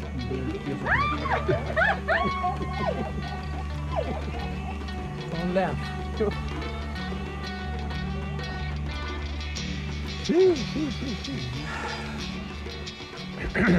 All right. I got some of the dry powder down in the back base of my throat, and it's kind of burning, but it's slowly going away. I will give you credit. I thought that you were gonna cough that up and vomit. I mean, your eyes watered up, yeah. Your face turned. I can tell you were choking a little bit. I couldn't breathe. I knew I couldn't breathe in because it would go farther, and I knew I needed to bring saliva up. So it was rough. This coca powder that they give you is supposed to give you a nice little buzz. I didn't even get to enjoy it because I stuck it down my throat the wrong way, just about choked me to death. I think it was kind of like in haze for a second, but it's a low grade heightening of awareness. Hasta luego, no? Hasta pronto. Yeah, hermano. It's harder to get any wild than this. No, that's for sure. The people, the place, the animals, the wildlife. Now you see why for 15 years I've been coming here, and this is like my second home. It's real easy to get hooked, and yeah, I love this place. I can't wait to bring my family down here someday to meet some of these people. They're just wonderful. For the next 3 days, the python hunters likely won't encounter another living soul en route to the mysterious Blackwater Lake. It's time to get more remote, more wild. But plans in the Amazon have a way of coming undone. Hey guys, what's going on? We ran aground a couple of sandbars. They're having a hard time finding the channel through here at night. They put this small launch out. He's got a big long dipstick, and they're trying to feel their way through Pulling it. along? Yeah. How much of a damper is this going to be on our schedule? I guess it depends on how long it takes to find the channel. This boat's not going anywhere. So the guys do what they do best. Check out the local wildlife. This area is full of black and spectacled caiman, and the blacks get huge. Every now and then they'll take a local. So keep your eyes open, and remember the size of that eye shine can be deceptive. So watch what you're grabbing. See him, Mikey? I see him. Get it, get it, get it. Get it! Get it! Got him! Nice, nice speck. There we go. Nice snag. See that brow ridge? Right there? It makes it a spectacle. They have this spectacle ridge right here. The spectacles are the most predominant with that ridge, so that's how they got their name. You want to sex them before we drop them? Yeah. You know, it doesn't hurt the animal when we do the finger probes to determine the sex, but it's a valuable piece of data to give us a better idea of the overall health of the population. The male. It's time for him to go. Give him a gentle farewell.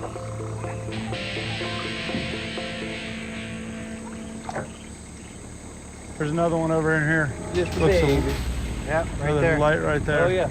Let's go. Cruise in there. Here, Sean. I see. Give me that one. You gotta grab him, Mike. Straight ahead. You got him? Tell me when you want the light off. I got him. Tiny speck. Oh, he got me too. Did he get you? Oh, he want a mama. These guys are a little feisty now. These guys are a little feisty. Here, grab this. Let me get sex. Let these little guys go quick. You know, life can't get much better than this. I'm out here in the Amazon with my buds, and my horizons are just expanding by leaps and bounds with every moment. These guys got a little more attitude. Oh, this guy's a male. He just showed it. That's a Yeah, male. it's a male. He showed Two males. Back in the water, both y'all. See you, double release. There we go. The race is on. Watch. Zoom. Like the little one's gonna go slowly. That big one's like, I'm going. You've definitely got a healthy population here, man.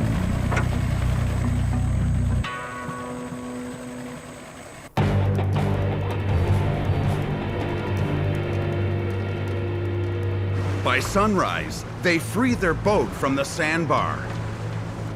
But they still have a full day of travel ahead of them before reaching the anacondas at Blackwater Lake.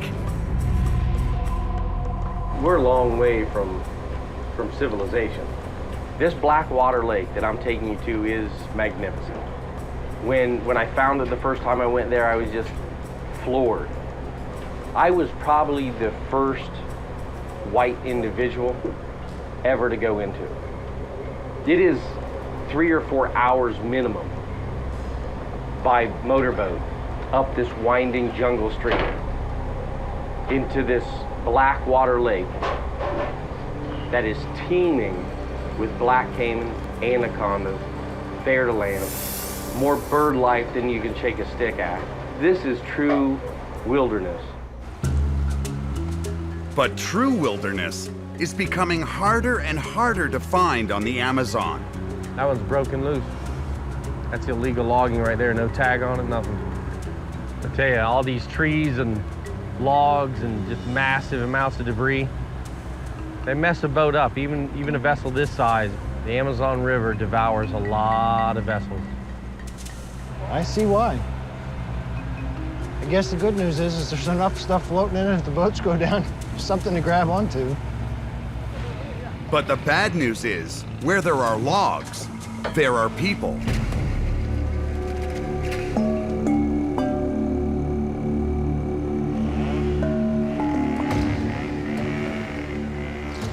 I've never seen this many fishermen. I hear the sound of progress.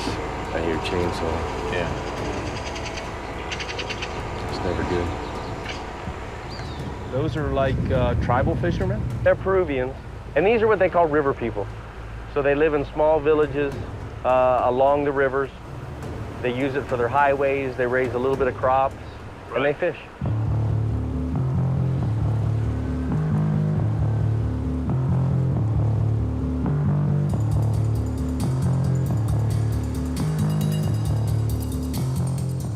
When they finally reach the river people's home base, it's a shock. This village is huge compared to what it used to be. It's like right out of the Wild West. We're only several hours from a tributary, but with this many people, I'm a little concerned what we're gonna find.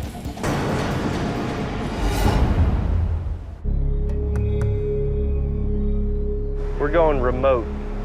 This is farther out than most people venture.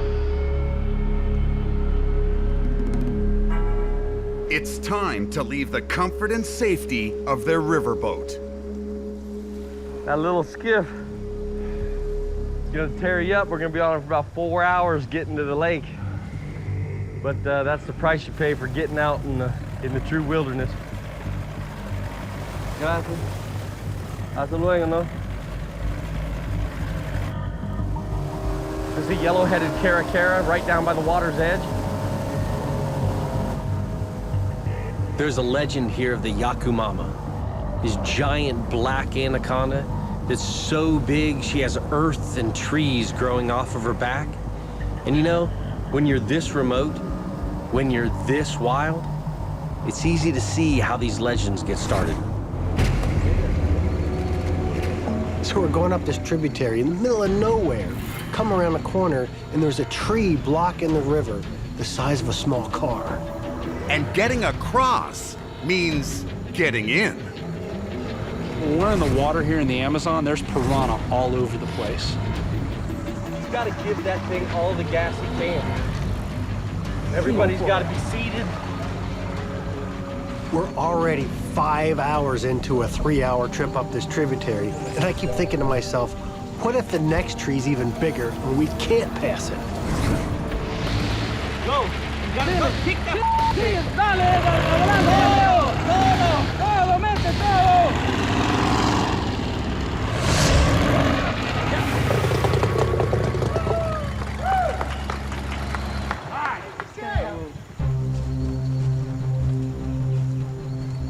Whew!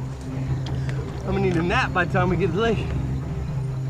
This current is a lot stronger than it looks. It's like swimming in a lap pool. But they're not out of the water yet. You just come down on here. And then we'll just tie you up. Top of squat. Watch where you step. Well, step back so it doesn't look like I'm grabbing. Well, if I step back, it's gonna run the thing. Just grab the thing. I can't, still not that right where I'm at. This is fun.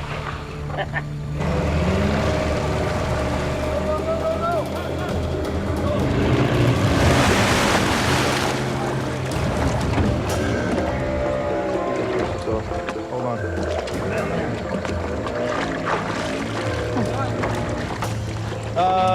Can we get somebody in the front? What are you guys?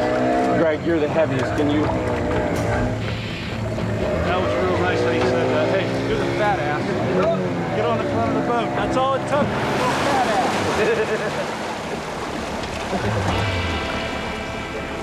Okay. Look, you didn't do anything. There's a little bit of fat goes a long way. Look, he's so proud. He didn't do anything but eat more supper than the rest of us. Hey, you gotta get fame and fortune somehow.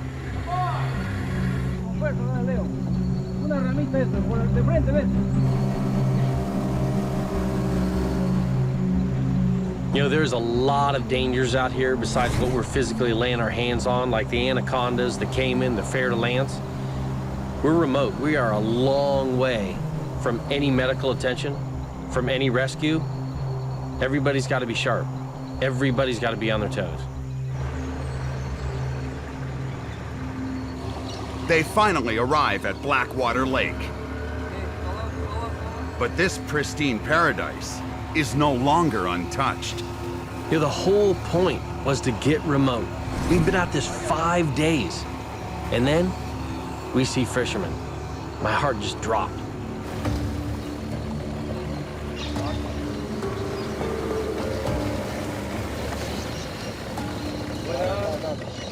No pase.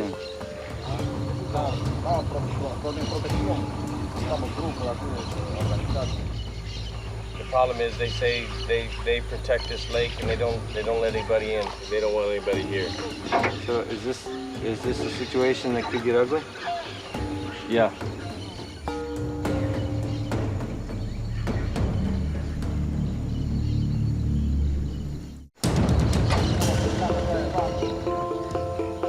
The fishermen won't let the python hunters pass, but the guys haven't come this far to turn tail. Can't be too bad. There's 2 little kids there. It's getting loud up there. Look at him. ¿Es posible? Ya, gracias, gracias. Ya, gracias. Gracias. Ya. You know, I don't even know if Sean was speaking Spanish to those guys, but whatever he did got us through. I don't know what we would have done if the gatekeepers didn't let us into the lake. It cost us a little bit of money. We might have to put a couple of them to work. But one of the issues was they've got this legend. They think we're skin peelers. What's that? There's this legend from 50, 60 years ago. The white man came down the river and they took the skins and the fat and they used in the locals and used them for oil and stuff. And I run into it a lot. It's very real to them. And first they a little bit scared, a little bit, you saw them like, no. So are we good? Yeah, we're good. A little bit of, I swear I'm not a skin peeler, and a little bit of we're in. That's pretty funny because they think of us as skin peelers, and I always think about, headhunters from way back, head shrinkers and stuff. So I guess it goes both ways. You're the monster here, brother. All right, let's get going. We're in. Go.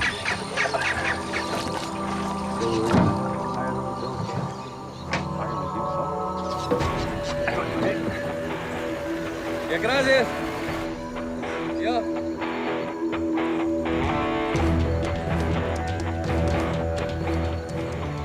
Never seen so many fish. I've never seen fish in here like that.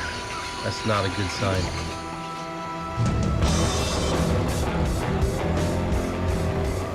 I don't care how many times I'm here. I love this place. They've finally reached the lake Sean's been bragging about for years.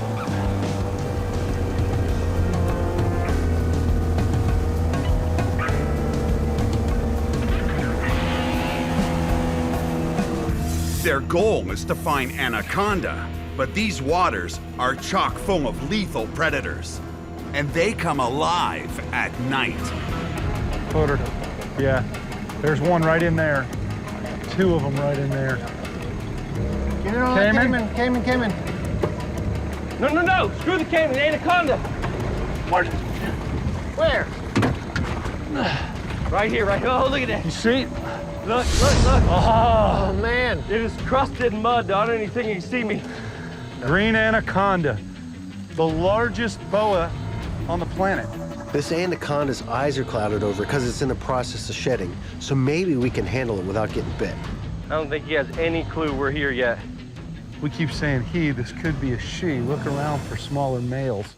Female anacondas can grow up to 9 meters and weigh nearly 230 kilos. Males can grow as long, but generally weigh less.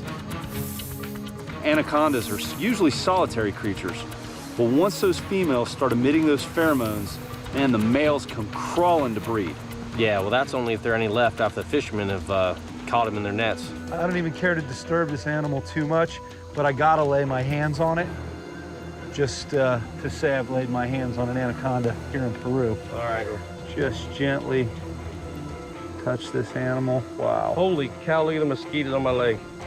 My God. Watch. Hold on your leg in a minute. The ground shakes as she moves. It's the yucca mama. The yucca mama, the mother of the waters. Get out, yep. She's pretty laid back. She's got a lot of scars. Look at her.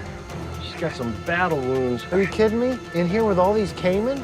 She's got good weight, though. It's fair weight for a while. Male, female? Take a look. The yucca mama. The world's largest boa species. It's kind of hard to invert one of these. Ooh, hello. Nice. All right, come here. What you got? Help me, Yeah, no, you ain't aiming that towards me. I got a good safe distance right here. Thank God. There you go. That's typical of a wild, scared snake. They're gonna musk and urinate and defecate all over you. Taste it. How's that taste? See. Let's get a measure on this animal. 6 feet end to end. It might even be 11 feet there. It's a good-sized animal. It's still I mean, 11 feet. Not a monster, but really it's a good-sized animal. It's half grown. Local legend has it that the anaconda can grow to over 30 meters, but like most legends, that's never been confirmed. Largest one I've ever caught down here is 18 feet. And, just really a monster. You know what? She's got a hard enough life out here with these black caiman.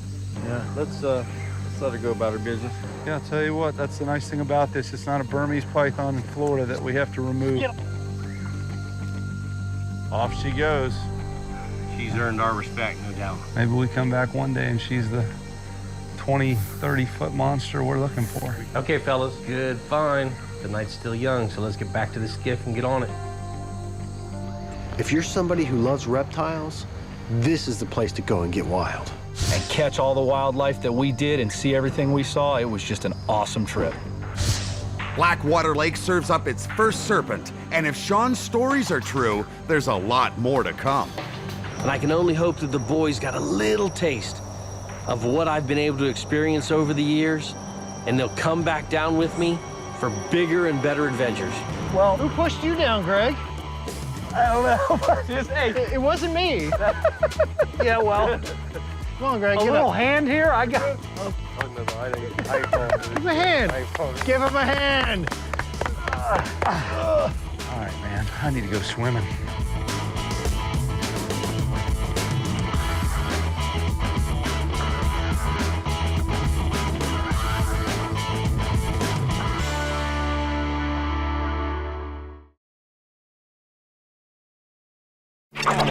I don't care how many times I come here, I love this place. The python hunters are in the Amazon, Hey, look, there's a big one right over there, just behind that clump of grass.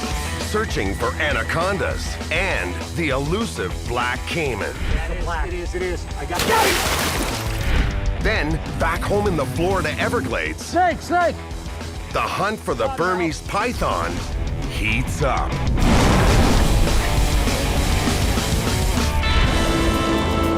Time to get more remote, more wild.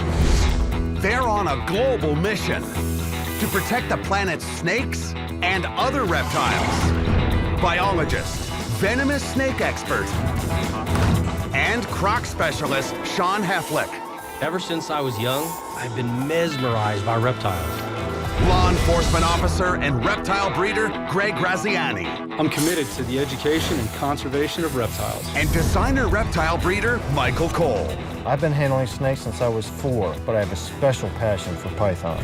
Fighting the fear of the fang. They are the Python Hunters.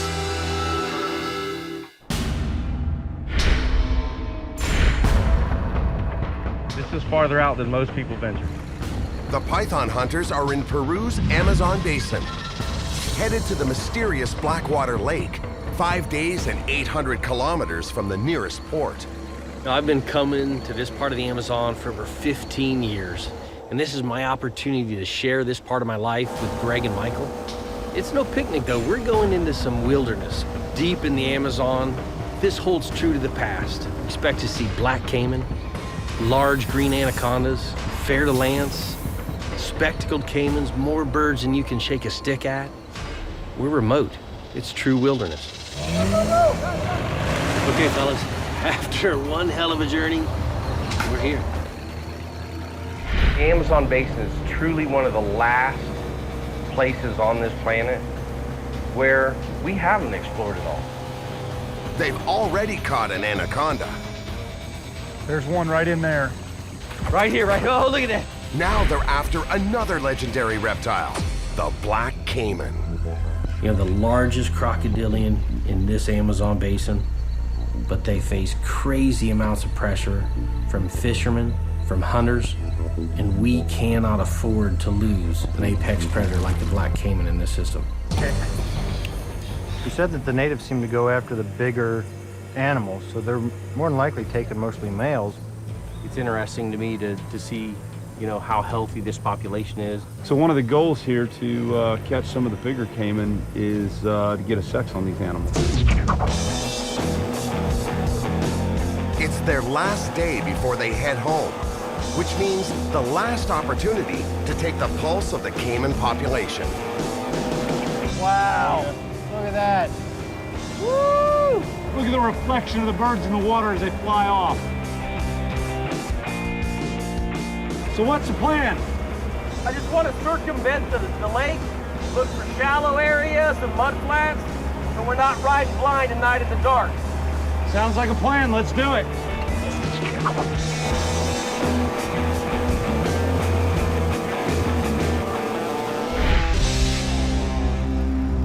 This is a good place.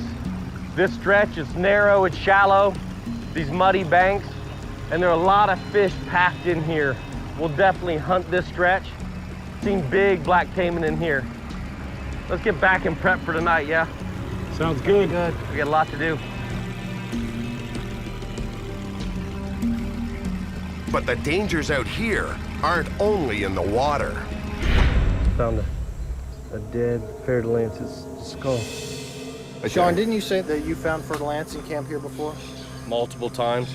Right on this point, I've found fer-de-lance in camp. Make no mistake, a fer-de-lance bite is a bad bite. I mean, the venom will digest flesh, muscle, bone. You know, we really got to be careful when we're using the crapper out here. Fer-de-lance rely on the heat-sensing pits beneath their eyes to detect their prey's body temperature. So always have your torch with you, always have your headlamp, you know. Even if it's 2 feet, you know, you're like, oh no, it's just 2 feet over there. Have it with you, because we're so low here that they come in and they feed. So be careful. We're days away from any kind of good medical care.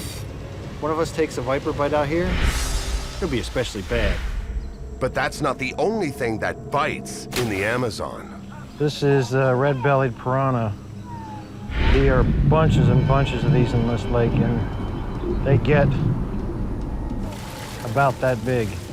This is one more reason, other than the 2 species that came in the lake, and other than the anacondas in here, this is one more reason why you don't want to make mistakes out here, because a big one of these with teeth like that, they'll send you right to the hospital.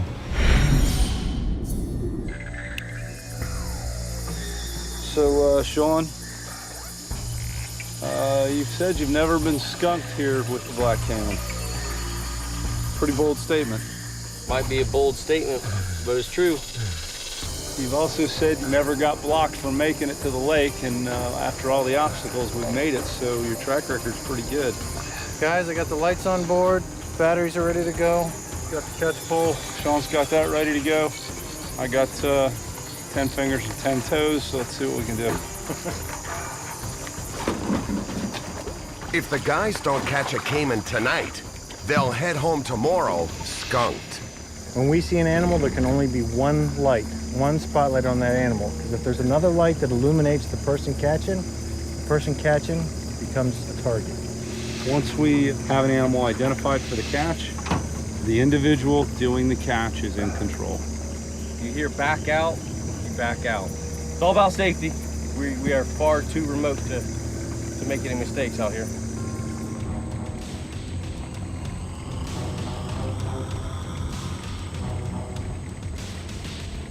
Right here, got one. Lights off. There. Oh, he's under, He's under. One under. No, he's back up. He's right there, Sean. You got him? Somebody else got to take the light. It won't even reach. Give me the light, reach back.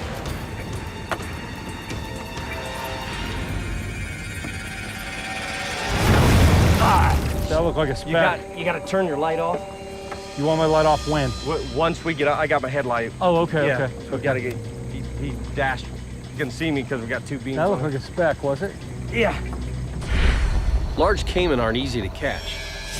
They're tough, they're sinewy, they're slippery when they're wet. You make a mistake, you're gonna bleed or worse. Everybody's got to be on the same sheet of music. We've got to get this light thing handled. Back up, back up. We got another one. We've lost that other one. The other one was farther to the left. Right there. You see it? Yep. I got it. Okay, my light's going off, Craig. All right, I'm on it, Sean. Tell me when to cut the light. Got it. You ready? Yep. It's all you. It's all you. Get him. Yeah! It's a little speck. Woo! Lagarto blanco. All right. Spectacle caiman. You know what the greatest part about catching that here? What's that? Is it belongs here. These guys get their common names because of this bony ridge right here on their cranium, on their skull. Looks like the nose piece of glasses or spectacles. Greg and Sean, they've got a lot more experience with these guys than I do. That's all right. I can sit back and I can learn. And when it's my turn, I'll get my hands on them. The ventral scales and hides just supple as can be, which unfortunately for them right is you know why their hides are in big demand, and a lot of them are being poached out of the wild. Spectacled caiman are found in limited numbers in South Florida. but the guys have wrestled them before on a trip to Puerto Rico. Got it. He's moving. Get it. I got it. Adult spectacles can grow up to 2.5 meters and weigh up to 55 kilos. Guy's a little small to sex, huh, Sean? Yeah. Got anything? No business. How about health-wise? No, he looks good. Nobody's chewed on him. Oh, I take that back. He's missing part of one toe, but it's healed up, old wound. He's good. He's healthy. Looks nice. Sweet. We're gonna let him deal, go. man. Yeah, let's throw that one back. We want to get a black, man. We've caught specks before, although we haven't caught them here. We got bigger and better things to catch. Woo-hoo! Way to go. Look at That's that. so much better than putting them in a bag.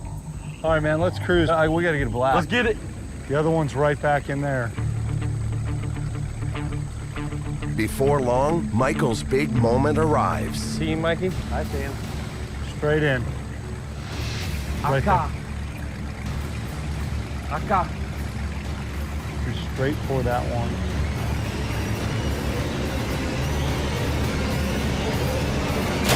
Yeah! I've never caught a caiman in the wild before. I love it. Every time you get to lay your hands on a creature that you haven't caught before, you learn something new about it. Its feel, its texture, how they act. It's just great feeling. Mikey got his first wild special Hey, I caiman. reached for both of them, but only came up with one. But hey, I got one. I'm not even gonna rib you because you missed the other one on the other side. Hey, you know, 2 at once is, More than you can handle? yeah, well, you know, I tried. Now you're part of the team, but you blew a chance at being a legend. Trippy's got all his digits. No, No, just see if I making can- sure he's healthy. I tried to manipulate it. I can't get anything. No. That's a male. That little boy? Yeah, you barely see the worm. It's not really helping him much. Little male. Hey, sweetie. All right, buddy. Back to the wild. See ya. All right, more to come. That's a little tiny one. That's a little guy. Let's leave him. Let's leave him. Right over there, on the other side of that grass. Greg's up next, and this could be the elusive creature they've been looking for, the other black one's right back in caiman. there. Hey, look, there's a big one right over there, just behind that clump of grass. Yeah. He's in that cut. There you go. Yeah, I see him. He's going in that thicket. I really want to be the first one to catch a black caiman on this trip. I've never had the opportunity to actually lay my hands on one, and it's one of my favorite crocs of all time. Yeah, I got him. Yeah, Cut it. Yeah. Don't miss him. You gotta go quick because you're gonna hit that vegetation. God dang it, I hit a freaking... Oh, God! As I hit his back, there was this in between my hands. There'll be more. No, I wanted to pull up the first black just to be able to do that. Did any of you guys see Sean grab my ankles and pull backwards? You at the lie same like time? a rug. Did You anybody else lie see that? like a rug. He grabbed my ankles and he snatched me straight back. I think it's time for Greg to rotate back, baby. Hey, you did have something to do with the first black caiman. Yeah, I did. You I missed missed it. him. I missed the first one. buddy. All right. Pressure's on. Right there, I see another Hey, one. Right over there, right over there. You got him? You see him? Now Greg's got his eyes on the prize. There's one right in there. Right there. Ready, Serge? All right. Cut it. Cut it. I got him. I'm gonna cut my lamp. Yep. Cut my light. I got him. It's a black. Yeah, it's a black. It is. I got him. Look at that. That's a black. That's a My black. first black, baby. There's a lot of healthy competition on this team. But tonight, I'm willing to just kind of sit back and let these boys catch first because I've caught hundreds of these things down here. Just look at the coloration, the melanistic spots. No other crocodilian has those. That is actually part of the skull. They are bony, raised characteristics of only the black caiman. Black caiman's top skull, when they get to be really old and ancient, get just thick, thicker than any other crocodilian. And I think that is there to provide extra structural support because they have massive jaw power This is an awesome black caiman. I mean, look at the features on this animal that are so much different from any other crocodilian. They have 3 vein-like structures, 2 that come down the side and 1 that actually comes around the snout. To my knowledge, there are only 3 of these in zoos in the United States, which speaks to its rarity and collections. But the fact of the matter is, this animal is in such remote places that there are very few crocodilian individuals, people that keep crocs, that have actually put their hands on a wild black caiman. Oh, yeah, without a doubt. Black caimans can grow to over 6 meters in length and have a reputation for being man-eaters. Tiny little chompers on this guy, but they can grow into some of the largest in the world. There's massive teeth in these black caiman. And when there's babies, there's a mama. That's right. Before we get too excited and forget, we need to get a sex on this animal before releasing. Yeah, this one's a little boy. Yeah, I'd feel a lot better about this black caiman population if we could just find some large reproductive females out here. I know it's killing you, but you gotta put him back. Come on, Greg. Somebody else. No way you can get this shipped over to me, huh? Appendix 1, baby. All Gotta right, put him let's back. do it, man. God, I love these guys. Actually, Greg, we can ship it to you. You'll do 10 years. I'd like to keep my business and stay with my family and continue to have some fun with you guys. Let's let this little guy go now. Sean's been coming down here for 15 years and trying to get me down here for the last 5, man. I wish I'd have got down here sooner because these black caiman were awesome. Look at him, he's like, I'm free? I'm really free? Look at him drop that body. And That is awesome. It's a good thing he went down, because if he swam this way, I was going to catch him up. Once he's back in the water, that's a wild black caiman. So I've got my black caiman, and Sean, you've done all this before. Yeah, I've been fortunate to work with crocs around the world. Now it's Michael's turn to catch a black caiman and even the score. Stop. He's bigger than anything we've caught so far.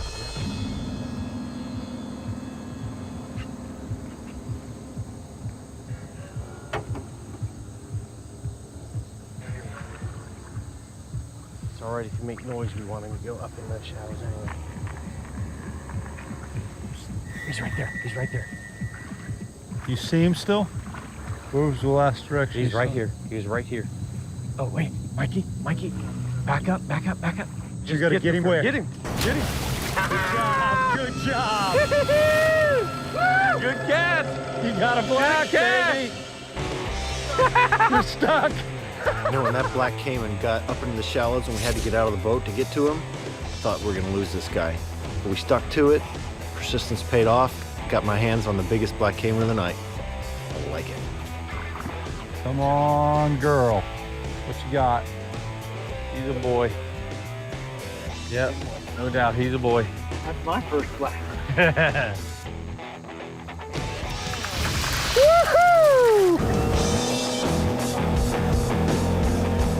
I don't care how many times I come here. I love this place.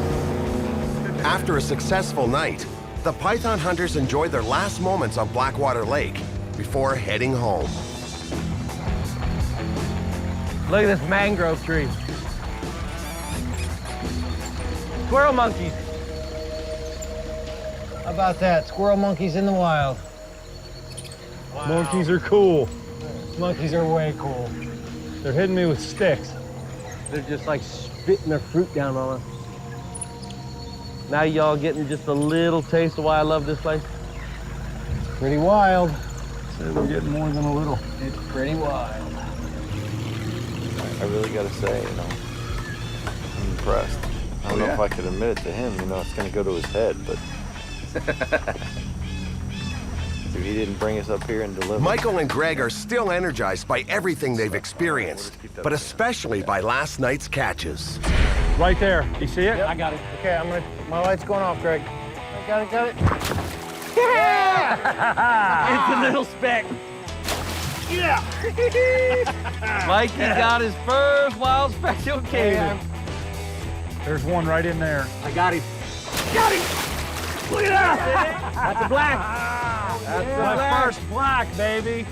Get him. Good job. Oh yeah, baby. Thank you. But Sean's not so chipper. I am a little bummed for the first time ever coming here, the lack of really, really large black caiman here. It has a lot to do with the fact that native fishermen have now found this spot and are using it heavily. Well, one black caiman can feed the entire settlement for, you know, a week. Yeah. Yes, they're just surviving. All right, we need to get geared up and get out. It's time to head home.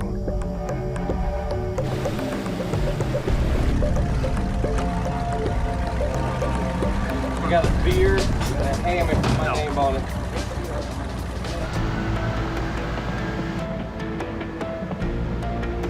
Sean! Michael. Sean! Michael.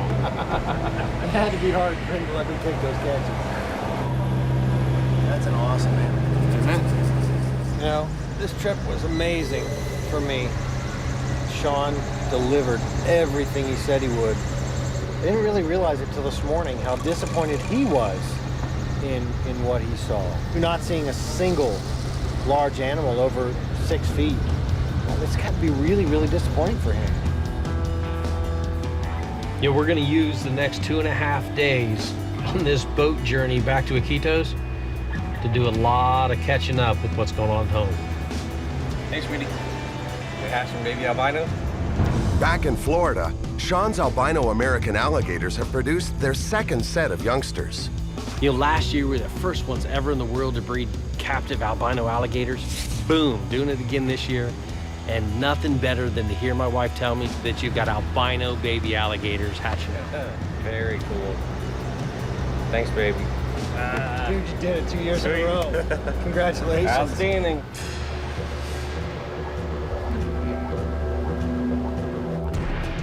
Muchas gracias. Yeah, how's it looking, though? Thank you for the great trip. The Amazon was exciting, but the action's just as busy back in Florida. Sean's wife, Jen, finally gets to show him his new albino hatchlings. How are the babies doing over here? Look at these guys. Hi, babies. And who helped them into this world? That's part of our love. No, there's no love That's part and of the stress of having gator babies. See? You're one of the few people on this planet. Oh, wait, so you're bring going to these- say, you should pay me for giving you that experience.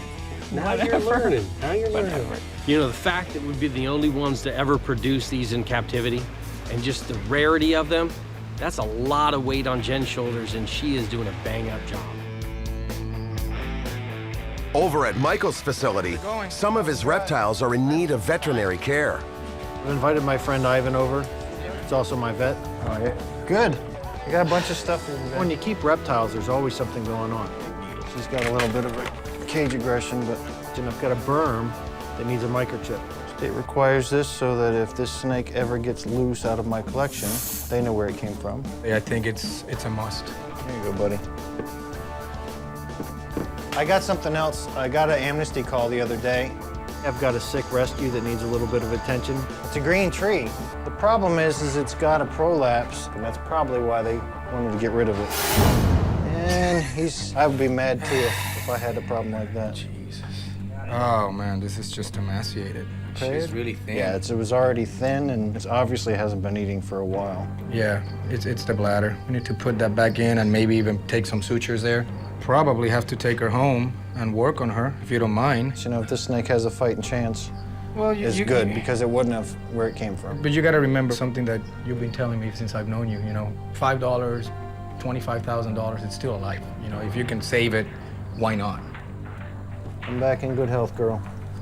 Sure will. Step 1 is fixing the prolapse, step 2 is getting her eating.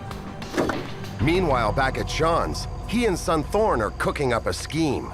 Thorn and I are doing something we've never really tried before, and that's introducing one of these baby albino hatchlings to their mother. And at $18,000 a piece, that's got me a little apprehensive. Nilla! Babe! Babe, I see you hiding under the water. You're albino. She doesn't know that, Dad. Hey. Albino alligators lack melanin, the pigment that gives normal gator skin its olive brown tone. Ice. boy. Making sure mom and dad are well fed could prevent their offspring from becoming today's snack. These things are small, but when you when you get them here, that's your mama. Look at you. It's the first time you ever met your mom, isn't it? Hmm? Well, it'll be the first time they meet their father for sure, though. First time we met anybody outside the egg. You can see in this natural environment, these guys wouldn't make it a day if they were lucky. I mean, they're like a neon billboard to every predator out there. Eat me. You think Nilla would eat one of the babies if she had the chance? Well, I don't think she would, but with 18 grand a piece, I'm not taking any chances. Be careful of that thing. That's part of your college fund right there. That's pretty cool. Word gets around the guys are back and itching to go berm hunting. Hey, man. Haven't seen you in a while. How's Peru? Good. You wouldn't believe it. Florida Gladesman Sean Myman contacts the python hunters about their old foe. I heard of a story of a place that I'm going to take you to where some guys were on this island and a gator and a berm were fighting each other, and the gator actually killed the berm and swam off with it. Well, let's get out in the glades. Yeah, let's gear up, roll out. Okay. But before they even leave the boat ramp... Snake. A water snake? No, it's a ribbon snake. Oh, put it down, he's eating. He's eating a frog, man. Oh yeah, he's gonna eat it anyway. Look at that. The eastern ribbon snake is named for the 3 yellow stripes that run down its back. It has no venom or the ability to constrict. It must eat its prey alive. It's fast enough. Frog legs to go. You know what? This is cool. Told you today was gonna be a great day. It's awesome, man. Another native species doing well here. That's what we like to see. Oh, actually, that frog wasn't doing so good. Yeah, but you know what? He was doing what he's supposed to.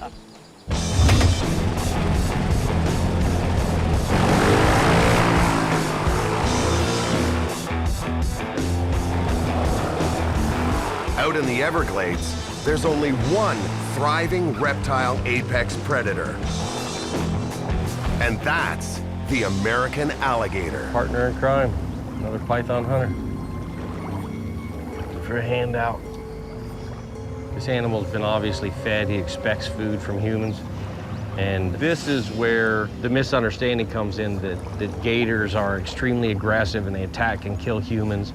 And that's not his natural characteristics. That's been pushed on him by humans feeding him and giving him handouts. Yeah, it's the old dinner bell on the dog, you know? I mean, Pavlov's dog. Exactly. You start ringing the bell every time you're feeding the dog, it comes to food.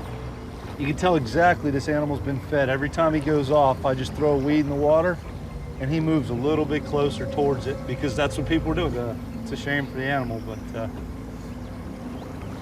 you know. Well, let's go find some pythons. Let's not go find some pythons, hopefully. Over the last 4 years, about 1,200 Burmese pythons have been found in the Everglades, nearly all dead from cold winter freezes. You know, most invasive species are never completely eradicated. We want to keep the numbers as low as possible. That's the name of the game.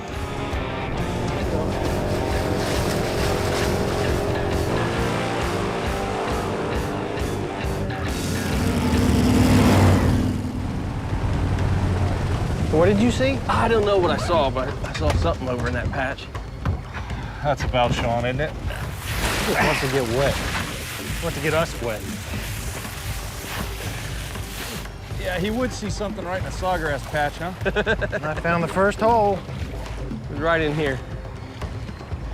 In this clump here? There's something decent sized laying right here. You can see it all pushed down. Might have been a gator or something. Hey, Captain Sean. We want to check out that island over there. Want to check out that island over there? Yeah.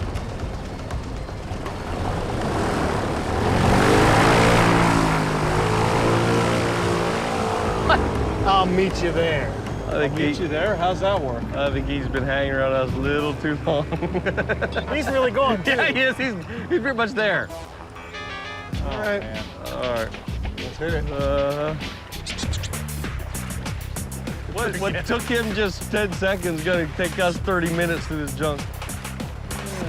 Okay. You know what? He's probably got a beer over there. It looks like the gators, at least around this island, are doing their job at python hunting. No more pythons here. He must have finished his lunch. He figured he'd come get us. Did you enjoy your walk? Did you have a good lunch? Berms hunt at night as well as day, and a python hunter's work is never done. So Sean's got his hands on a new snake hunting tool. What you got? What Sean got? What you got, man? New video camera? Yeah, it's infrared. Infrared cameras detect differences in the amount of radiated heat, a surefire way to see a warm snake on a cool night. Oh, wow. Get that red on top, and then it grades up the hottest is the white. That's gonna be great for mapping out hot spots. Look at these, look at these, look at these rocks. Like glow like lava. Wow. Look at that. Sean, come here. See if that lizard shows up. Or she's throwing out his throat plate. There's got to be a female around. Right on that rock? That is cool. Yeah, look at that, man. That is awesome. You have a perfect image of him. Oh. Woohoo! Could you imagine? We travel with this to Australia, and just after sunset, all those snakes, right at dusk, are still heated up from being in the desert, being on the roads, and they will glow like lava. This is a python hunting tool, and I thought you just wanted to have a cooler camera than my snake cam. Time to put it to the real test. Snake! Where? Oh, there it is. Oh, look at this, guys. Nice green water snake. Check out the head on this animal right now. Defensive posture, trying to mimic a cottonmouth as much as it can, but it doesn't open its mouth. Let's see what she looks like on this roadway. Oh, yeah. Her head is blue, it's the coolest. Oh, look, her underbelly is the hottest. Look at now, you can see she moves away, her belly gets exposed. She's absorbing the heat off the road. You know, this camera is awesome. I mean, it was definitely worth the investment. I got to hand it to Sean on this one. You know, they think that the infrared pits on pythons and the pit vipers go in to the same bimodal neuron. It means a neuron that basically has two functions. The same as the optic nerve. So what they think is these animals can switch voluntarily between visual light and infrared. Or an overlap. Both. Could you imagine having that sensory array? These guys can go from daytime to nighttime, and all they have to do is switch their wavelength of light, and they can still see. Let's release this gorgeous green water snake, make sure she's off the road so that she doesn't get eviscerated. Just look, he's not paying attention. Let's tote her down to this water edge here and get her off the roadway. Wait a minute, wait. What's up, man? Whoa, I want to see her in the water. Oh, now you want to play? Yeah. We're going onto the lily pad with him. He was dark, just like that water. Cold-blooded animals got no heat, no body heat to warm themselves back up. Taking on that ambient temperature. Yep. Good stuff, guys. I like that new camera. Yeah. The next day, the guys take another crack at catching Burmese pythons. Yeah, this is it. Next driveway past the blue sign. Only this time with a different ride. Oh man, look at that. 10-foot-high dune buggy. That ought to make driving through the Everglades easy and fun. Man, when I saw that thing, I thought, this is cool. A 10-foot-high dune buggy, take us around the Everglades. We'll be riding around in style. I love my job. Hey, man. How you boys doing? Good, good. Where's the airboat? Well, funny story. You know, there's only 3 ways to get in the Everglades. Airboat, walk, or swamp buggy. That's all right, huh? All right, man. Yeah. Oh, you ain't got to give me a bonus? Some things never change.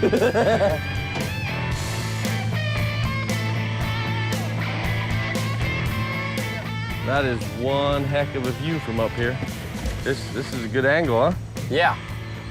So we're sitting about 8 feet up in the air. So we'll have nice, man. plenty of opportunity to see for a fairly large distance. Yeah, right.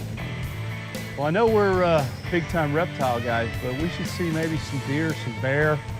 There's a lot of deer out there and a lot of bear, and there's a lot of Florida panther. They're really starting to come back.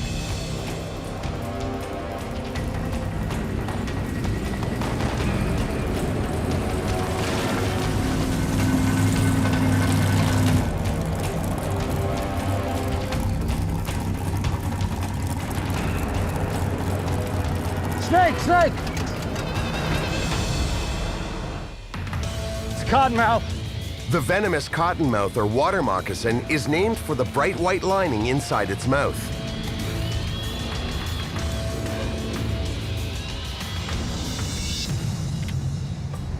This fat one got a nice belly full of food. Look at that.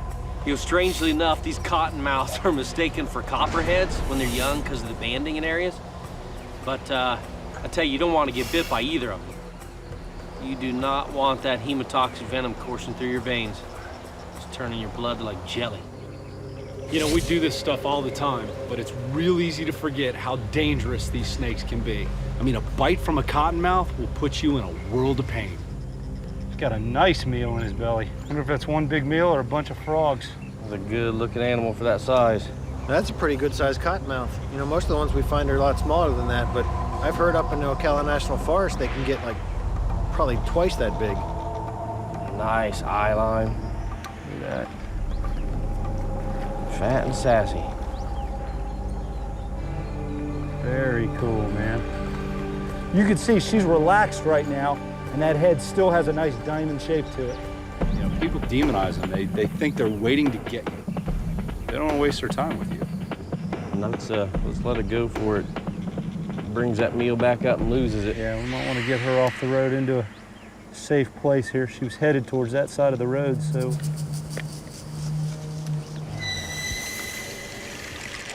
Great, man. Once again, no berms, but awesome native specimen there, that cottonmouth. That's one great native species under our belt. Now we're gonna head back to the buggy, see if we can find some invasives. Or hopefully not. This 1.5 million acre park is home to much more than reptiles.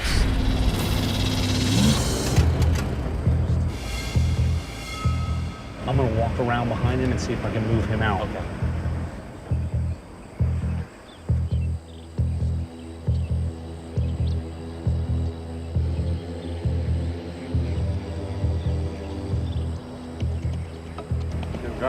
Go across the road, right? Look. Yeah. Good. You guys see that? She crossed right in front of us. Oh, cool, man. I lost her once I got back in there, but I could hear her running. I didn't know which way she went. This white-tailed deer is the main food source for the endangered Florida panther. But occasionally, large berms kill and consume a whole deer.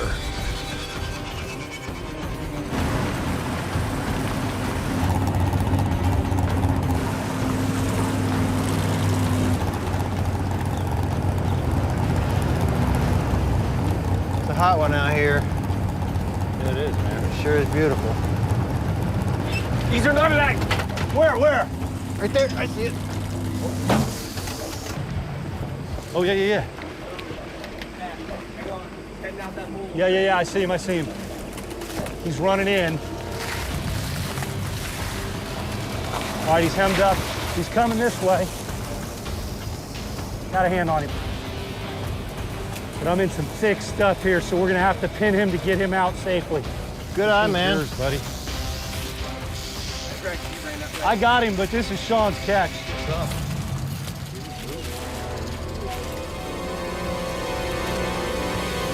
That's an awesome animal, man. This is my personal favorite of pit vipers. Eastern Diamondback rattlesnake. Sean, you're delivering, man. Hey. Two of our favorites, Cottonmouth and an Eastern Diamondback. I love it. An Eastern Diamondback, largest venomous snake in North America. You know, these guys can grow over 8 feet. Rattlers are one of the most feared snakes in America. In Texas, they're rounded up every year and killed by the thousands. They do not attack humans. They defend themselves. But when they do, these things can launch over half the length of their own bodies. So many people kill these guys. I mean, and that's a decent-sized animal. Obviously not a gigantic animal. That's just a really magnificent snake. It really is. I think the two snakes that audibly and visually command the most respect is the eastern diamondback rattlesnake and the king cobra. Those two right there. When people hear that rattle, it's the same as racking a 12-gauge shotgun. People start scrambling, man. That is not a sound people want to hear, especially out here in the woods. And you know what? For us, we know what a bite from these animals can do, and the just sheer volume of venom that comes out of the glands of an eastern diamondback is huge. We've all got really close friends that have been bitten by these guys, and it is a nasty bite. I mean, very disfiguring. I mean, it just eats away at the flesh, the tissue, the bone. Just a devastating bite, and the volume, like you said, the volume of venom and the depth that it puts it in with those big, massive fangs. And this snake is no joke, because when you do get bit by one, it injects so much venom in that bite that it just does all kind of tissue damage. This is definitely not the animal you want to get bit by, but at the same time, definitely serves a purpose here in the ecosystem, something we definitely need to protect. You know that what I like about it the most is we're not seeing Burmese pythons. We're seeing all the things that are supposed to be here. Starting to huff and puff a bit, and I don't want to get overheated out here. It is cooking out here. I'm gonna find a nice place for it to. He was heading off the other direction when I found him. And come on, little one. Off the trail. And Look at that eastern diamondback laying there. I mean, the camouflage is unbelievable. Laying perfectly still, you don't even see him sitting right there. Yeah, it's gorgeous. That's why they're the masters of this terrain. You know, we've spent an entire day out here looking for Burmese pythons in the Everglades and haven't found a single one. But that doesn't mean they aren't around. Hell with Burmese pythons. We don't ever want to find another one again out here. We know a farm nearby that in the past has had a lot of Burmese pythons. They've come up with a way to flush them out.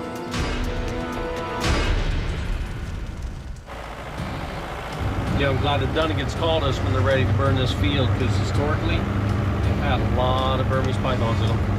Hey, you know, that's the place where they disced up a ton of berms with that one patch right there with that huge elephant grass. It'll be nice when they burn that, man. If anything's hiding, we'll find it. Yeah, we got skunked last year. Dunnigans wanted to burn that patch that, you know, we think the berms are hiding in. Yeah, but that line of thunderstorms put a stop to that. The idea is not to hurt them. It's to just drive them out and let us snatch them up. There's the field right there. Yeah. Oh, it must be special. We got 2 fire rescue trucks. I guess they're here to make sure we don't get out of control. How we doing, guys? Good, good. How are you? Year's been good. Python-wise, we killed one. So you went from 23 berms before the freeze of 2011 to 6 to 1. But we think as a community, the numbers are down. So you're still thinking there's some left out here? What do we need to do here? Ready to Throw some fuel on there and strike a match? Strike a match and see what happens. All right. Now, part of the deal is when that thing burns, if anything scurries out, it's all hands on deck. Everybody gets the cash. That's not a problem. They prep 200 liters of diesel fuel to get the blaze searing hot. You know, I used to be a certified burn master, and it's been a lot of years since I've burned anything legally. There's still a lot of hiding spots on this side. My wife says I'm a pyromaniac. She'll think I planned this whole thing. Still some thick stuff. One thing's for sure, we're gonna kill a lot of skeeters in here. Yeah, it's good and muddy.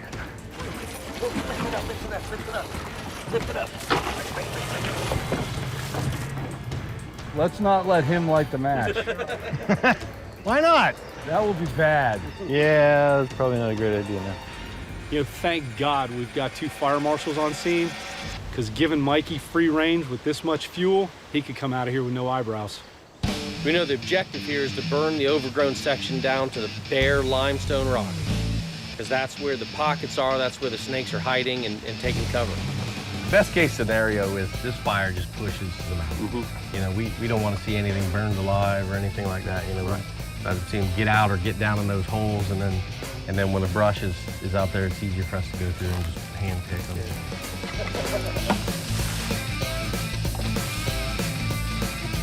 Michael, why don't you take one more bucket, and then we'll save some in case we need to hit some spots to fire it up. Come on, boys, before it starts to dry out. One for one and one for all.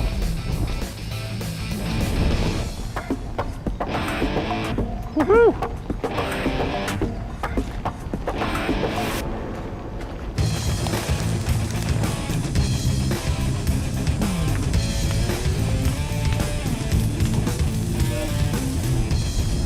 Step back. Ready?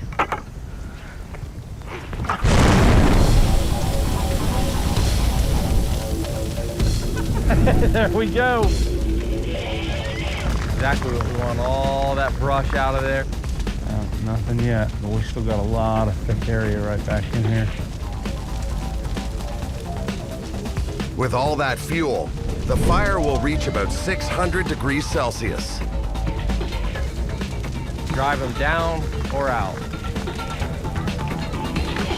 Almost not even, we're gonna go backside and see if anything's coming out. Woo. Hey, look. Burmese food. Oh yeah, rats coming out. I'm gonna do a quick perimeter walk just to make sure nothing's slithering out the other side of this thing. If there's anything in this area, it's not here anymore. This is good and clear. You can see right down through to the bottom and everything. Fire might seem a little drastic for flushing out a snake, but it's the only way we're gonna get the brush cleared down to the rocks so we can make sure there's nothing left. It's a lot easier to get in here now than it was before we burned this thing. This stuff is dead, burnt, and brittle. Whatever you do, don't rip a testicle in there. I had more in mind, don't singe a testicle. Anything, man? Nope, that's what I've seen. Why don't we have Mikey get that snake cam and get in some of these holes that have cooled off, see what we see? Mikey, snake cam. All right, guys, back into this mess. Poking around in these holes can be dangerous. We frequently find eastern diamondback rattlesnakes who've taken refuge in them. Through them. Anything, Mikey? Nothing but a bunch of charred rock. Oh, go back to your right. The snake cam lets the guys safely explore these deep burrows. All right, I need you to give me direction, Michael, on my holes here, okay? Yep, back to the right. No, dead end. Whoa, flame. Back out of there, that one's still on fire. A lot less mosquitoes now. Oh yeah, because you got a massive one like right there. These are all good bunkers. Close up. Yep. Oh, you assholes. What? Your wife. Wonder why you're being so damn nice. What, is outside my character? Yeah. Now I'm quickly coming to a conclusion that with all the stuff that Mark said, with all the other hunters, the sightings being down, that these berms are about done. Let's get out of here. I think we've done a good job of making sure there's nothing here. Disappointed that nothing came out of here, but at the same time, I'm glad nothing came out of here. It's a good thing. I'd prefer lower numbers of berms out here any day. If we get reports of more pythons, we'll be back. He's ready for a shower. I didn't mean with me.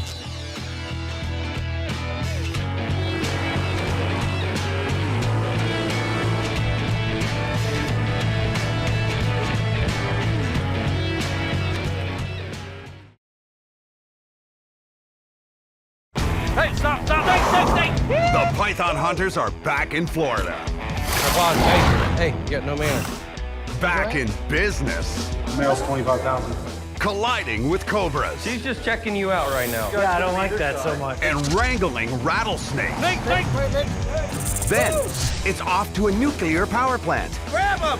To gauge the health of Florida's wild crocs.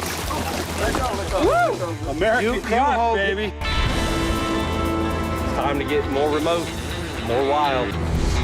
They're on a global mission to protect the planet's snakes and other reptiles. Biologist, venomous snake expert, and croc specialist Sean Heflick. Ever since I was young, I've been mesmerized by reptiles.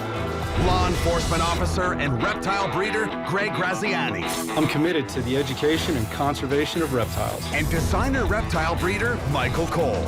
I've been handling snakes since I was 4, but I have a special passion for pythons. Fighting the fear of the fang. They are the Python Hunters. Today, we're in search of a snake that bites more people than any other venomous snake in Florida, the pygmy rattlesnake. What's up, Paulie? What's up? They are small, but they are wicked quick. Calling the rattlesnakes? Absolutely, all of them, right? Local snake enthusiast Paul Owens knows just where to find them. Now, this road's about 4.5 miles from here till the end. Most of the activity is almost towards the end. The reason that I brought y'all here tonight was because it's got a lot of dusky pygmies on it. Most people are bitten by the pygmy rattlesnake when they least expect it. They just don't hear the warning sound of that tiny little rattle. And the venom itself is almost identical to the eastern diamondback rattlesnake. It's a hemotoxic venom that can devour flesh. You stand a good chance of losing a finger or maybe even a limb. You know, these guys have a reputation for showing up in flower pots, which is a little sketchy for landscapers and gardeners, you know, who end up wanting to kill the things, but that's not their fault. The last time we were out, you found mostly water snakes? Yeah, I think we saw almost 30. Sean's son Thorne has come along for the fun.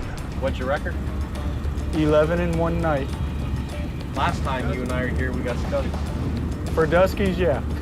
27 water snakes, ribbons, garters, yellows, one dead pygmy. One dead pygmy. Still a pygmy. That's true. And technically not skunked for snakes, though. Oh! What do we got? It's fresh, pygmy rattlesnake. Just got hit. Those trucks that were in front of us must have hit him. Sucks. 1, 2, 3, 4, 5 sheds out of him. He's still moving. We'll put him out of his misery. He's dead, man. His head's crushed. That's just nerves. That's all you got there. His head's been totally crushed. Throw him off for the buzzards. Dead snakes are especially common on the road at dusk, where they're run over while soaking up the heat of the fading sun. Oh, snake, snake, snake! It's long dead. Look at the fangs on that bad boy. Be a bad bite, man. That's a big snake. Even though it's a pygmy, it's got a nice set of fangs. You know, I don't believe that there's been any confirmed deaths from pygmy rattlesnakes, but that doesn't mean that it's not a serious, serious bite.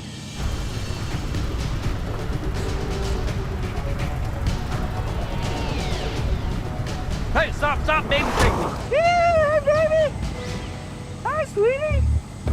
Dang. It's a gorgeous little animal. Look how flat that animal's making itself right now. It's a bad little dude. Look at how little that guy is. It's about the length of a dollar bill, isn't he? Well, I'll tell you, I had a buddy, 260 pounds, in good physical condition, was bit by a fresh neonate on the thumb and it put him in a coma. There's a rumor that neonates carry more venom per bite. You know, everything eats these. So when it lashes out and it bites something in defense, it blows its whole wad because it knows it's do or die. An adult will lash out, bite something, and not envenomate it at all, knowing that just the sheer trauma of those fangs sinking into that shocks the would-be predator and it backs off. Babies don't have that luxury. Best bet, don't get bit at all. You got a little Throw him in this box. something here. Who's using my bucket as a trash bin? Somebody in the back. I thought that was a portalet. I'm sorry. You know, that was a good catch.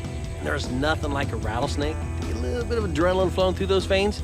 So we're gonna push on and see if we can get this to continue into a streak. Let's just jump back in the truck and hit this road again. Now's the prime time. Rattlesnakes warn predators using a noisy tail. But the pygmy's rattle is so small, humans can barely hear it. So lights are the only way to spot them at night. Hunting time, go!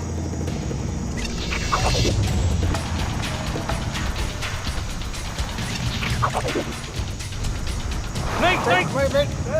Woo! Like you almost jump on him. Nice. Look, he just curled up, sitting pretty. Hanging out, buddy. Pretty little pygmy, huh? That's a beautiful little guy. Did you find him? Yeah. Our lights met at the same time. Oh, look at that. Why are you touching my snake? Because you always touch my snakes. Whatever. Hold on a second. Just Look look at that snake. That thing is beautiful. That's a right bad there. angle on the hook, Greg. Look at that. That's like get yourself fit angle. There you go. You go jack my snake, at least do some education on it, will you? The pygmy rattlesnake is Florida's smallest pit viper. It gets mistaken for a lot of other snakes, and a lot of people get bit by this little guy.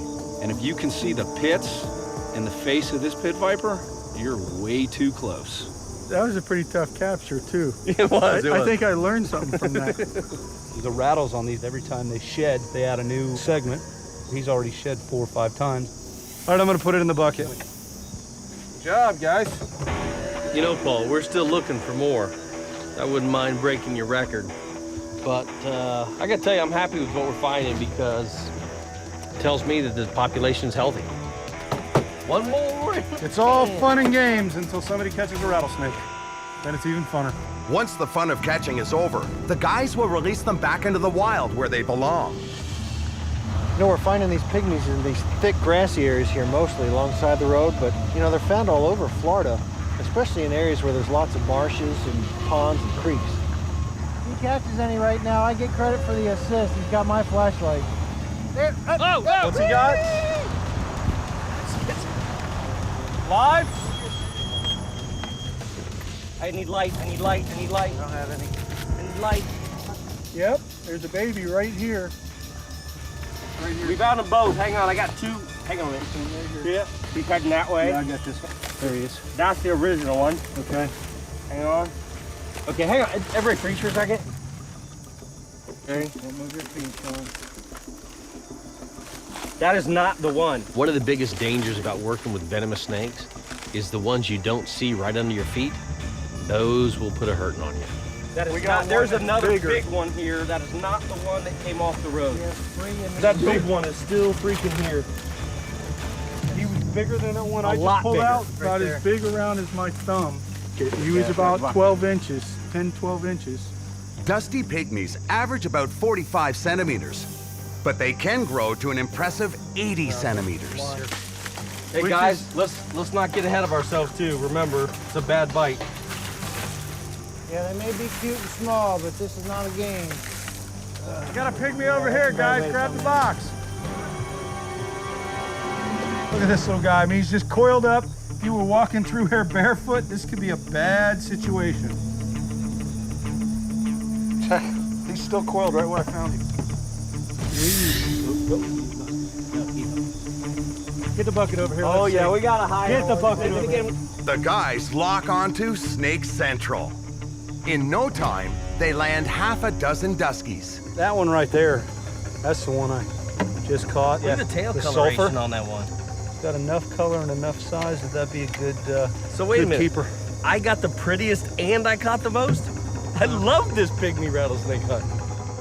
Yeah, I've been known to be a little competitive now and then, but I'm not gonna lie, I like to win. Greg won't admit it, but he's always 2 steps behind me. No, just kidding. We're like 3. What do we got now? 1, 2, 3, 4, 5, 6. I'm looking in this bucket and I'm thinking that my meter is full. It's pretty good. I got a mosquito. There's a big mosquito on your head, sir. It was a lot of fun catching all these pygmy rattlesnakes. Everybody got to catch a few. Now we get to have the real fun part. We get to let them go again. All right, listen, here's the deal. And what we'll do is we'll draw a circle in the road. Everybody picks a snake. Thanks, Dawn. And first snake out of the circle is the winner. Here we go. First one out of the circle, they're all gonna stay right there. Yeah, right. How long do we have? I'm Bad taking boy. my pretty one right here. I'll take this one right here. That's Paul's. Mine's headed out that direction. Hold on. Wait a minute. All right. Hey, your ass hold mine down. Get out of here. Mine's winning. Winner! Wait a minute. How does he get to put everyone back in the He's center still of winning. this Look at him. Mine turned around heading back into the circle. All right, guys, off you go. Shoo, shoo, shoo. It was a really productive hunt. We found a lot of great snakes, and Paulie's location made me look good. When Greg's not hunting snakes, he's after lawbreakers. But today, he's got something special planned for his fellow officers. I'm giving a presentation at the police department here. We get a lot of snake calls in South Florida, and I want to make sure my fellow officers are prepared. Yes. I've got more venomous snakes here with me. I hear the chairs sliding back. You can put them away now. This is the granddaddy of them all. This is something you do not ever want to get bit by, no matter what size it is. Exhibit A, the eastern diamondback rattlesnake.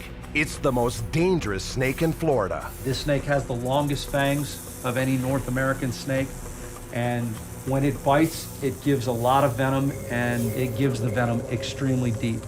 Unless I have a reason to put my hands on them, I typically just work with the sticks, especially at this size. If I reach down and grab his tail, he's probably gonna turn right around and nail my hand. A large eastern diamondback. What's the size usually? 6, 7 foot? Is that about the length? Around here, they can get bigger than that, but you typically don't find them bigger than that because, again, people kill them. This is a pygmy, and he's about half grown. He'll about double that size. This is what's commonly known around here as a ground rattler. And you can see he has a full rattle, and we probably won't even hear it in here if he gets upset because it sounds like a bee buzzing. A lot of the bites that you've heard about are in nurseries.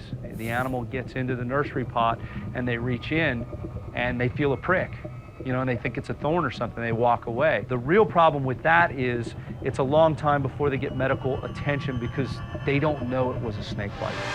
Captain, I just want you to make sure he is in the container, so. Love you, man. Because I know next week a pygmy's gonna get in here and I'm gonna get blamed because it got left. So I came with one, I'm leaving with one. Greg shows his tense audience how to use the tools of the trade in hopes they'll squeeze before they shoot.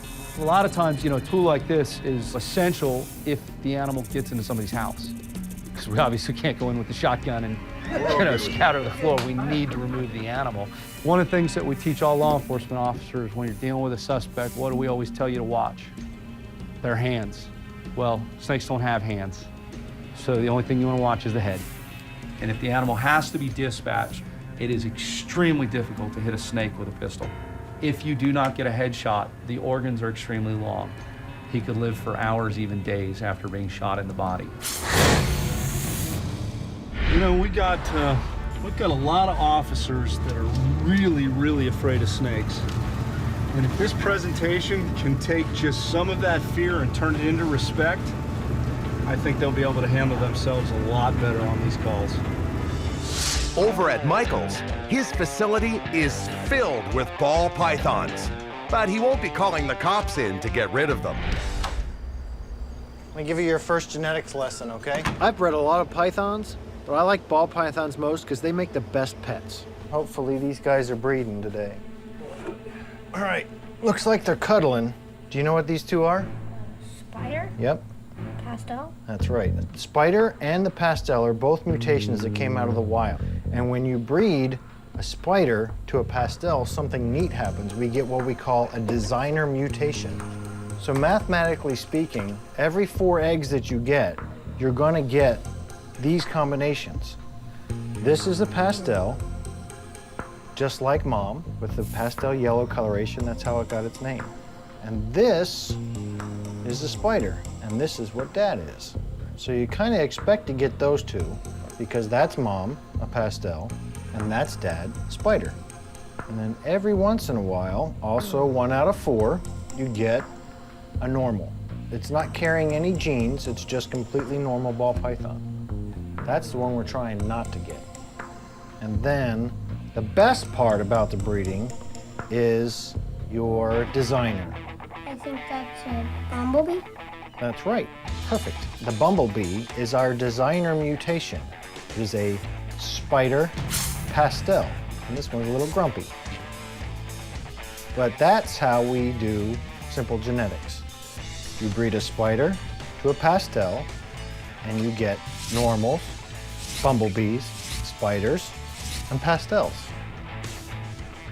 And grumpy bumblebees today. What are you laughing at? He tried to bite me. What if he bites you? Figuring out the genetics is easy. Making it all happen, that can be fun.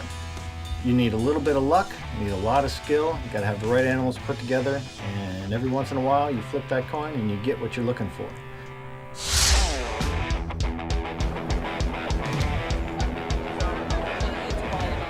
Once a year, one of the world's largest reptile breeding expos comes to Daytona, Florida.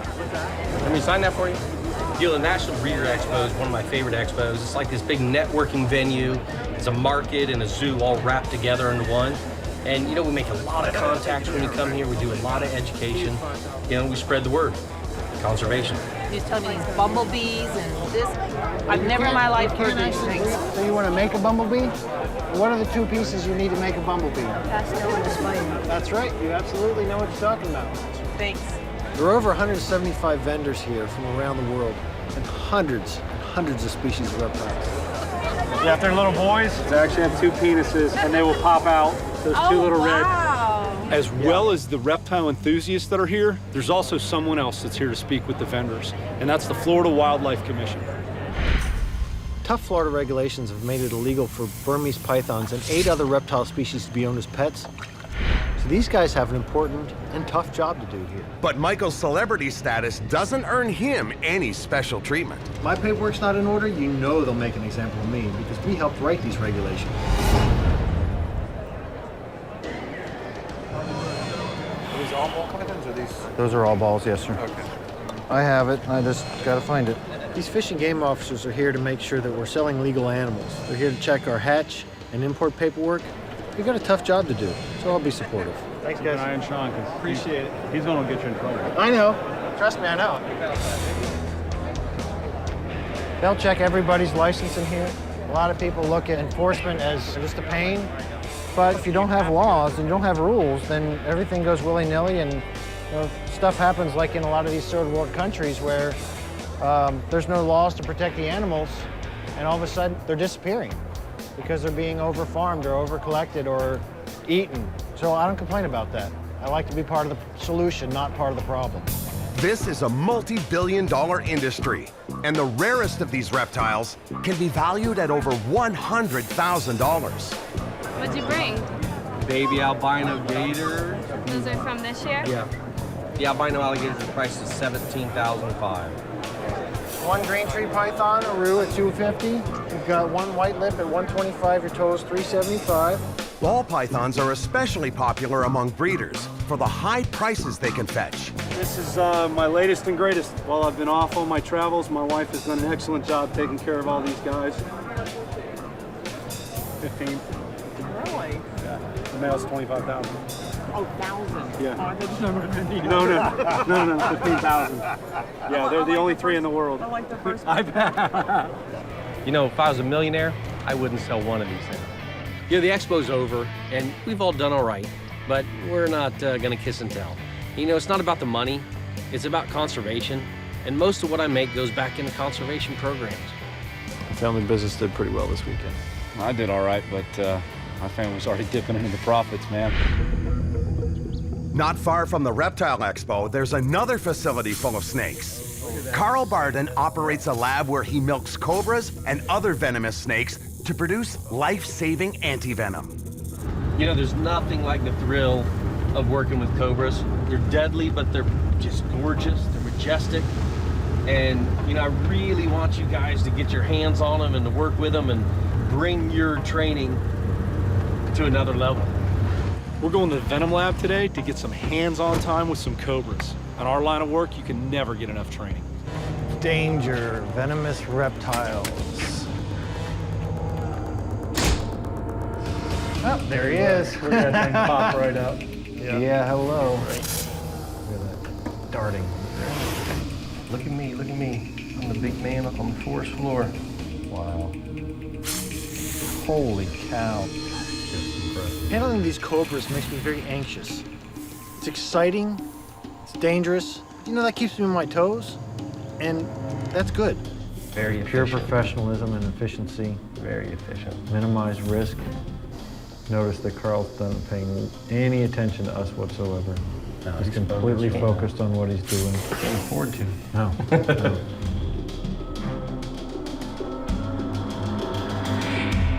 It's a bad bite. Oh my goodness. That's a bad drop right there. It's like 3 drops. That's enough to shut down your neurological system without a doubt, and then some. In that glass is enough to kill every single person in this building. How you guys doing? Hey, good stuff. Good to see you, How are man. you? Gonna come back? All right, good to see you. Great. How you doing? Good to see you. Really good. Glad you guys could make it up today. So why don't you come back into the lab and we'll show you basic processing, what's going to happen with some of these venoms. Yeah, sounds okay, great. you guys. So follow me back. You guys know the drill. Don't open anything. Don't lean on anything. Don't put your hands anywhere you can't see them. There are 900 venomous snakes in Carl's facility. Better than half of which are absolutely fatal snake bites. They are snakes that can kill you.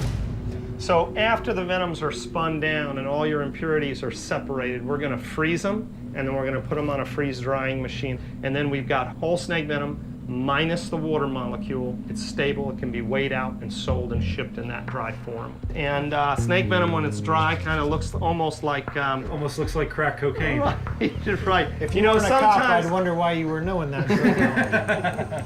Sometimes it's a little different color. This right here is about 100 grams dry weight of Asian cobra venom, about 7 to 10 handlings per gram. So it's about 1,000 handlings to that bottle of dry venom. What's the value of that by the gram? Cobra venom right now is probably valued somewhere between about $200 and $600 a gram. Coral snake venom, which might take me 150 handlings to a gram of dry weight, right about $3,000 a gram right now. So it's pretty valuable stuff. If you look at it against gold, what's 28 grams of coral snake venom worth? Well, pretty expensive stuff. So an ounce of coral snake venom would cost $84,000. You're putting your hands on a lot of snakes. So right now we're handling somewhere around 15 to 20,000 snakes a year. Every time you run a very significant risk, as you know. And we'll take some of that risk now. Training for these guys before we hit the field with these cobras is a must. Carl has just locked the doors to this facility for safety, and we're going to get some hands-on training. So this is going to be kind of the classic Asian cobra, the classic monocle or Thai cobra. So, And before you open that box, Carl, let me just say, even though we all know this is carpet.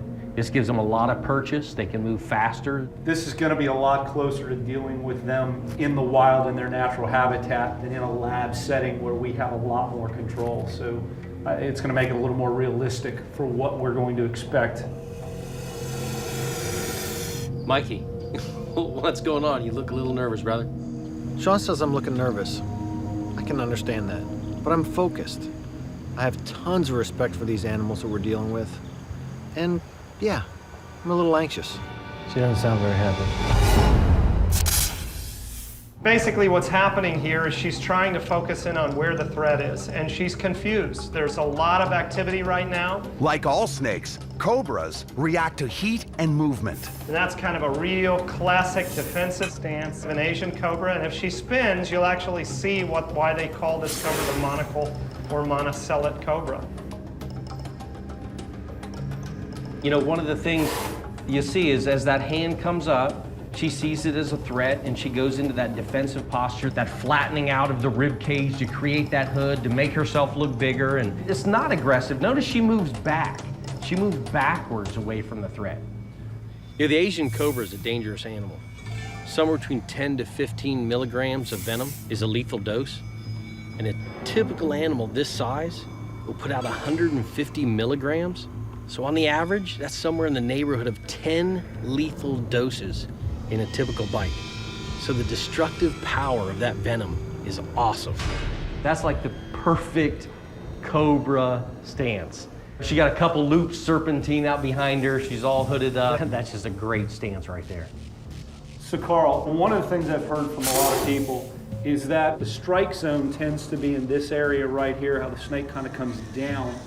And up in this area is kind of a safety zone. You know, after 30 some odd years of working with cobras, I still see them do things that I've never seen before. We've seen cobras bite above themselves, behind themselves, side to side, and certainly in front of themselves.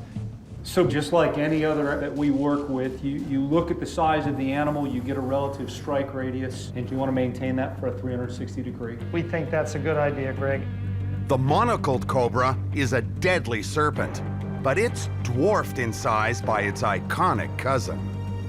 The quintessential venomous snake of Southeast Asia, right? The king cobra. The Holy Grail. The Holy Grail. Good way to put it, Sean. Just due to its massive size, almost 18 feet long, its deadly venom, its intelligence, and the fact that it eats other snakes makes it the Holy Grail for me of cobras. Oh, this is a small female. She's she's probably approaching 10 years old now, something like that. And she's just over 10 feet. Small female, just over 10 feet. Great. As kings go, 10 feet is not so big. This is not the animal we just saw. Don't take him for granted.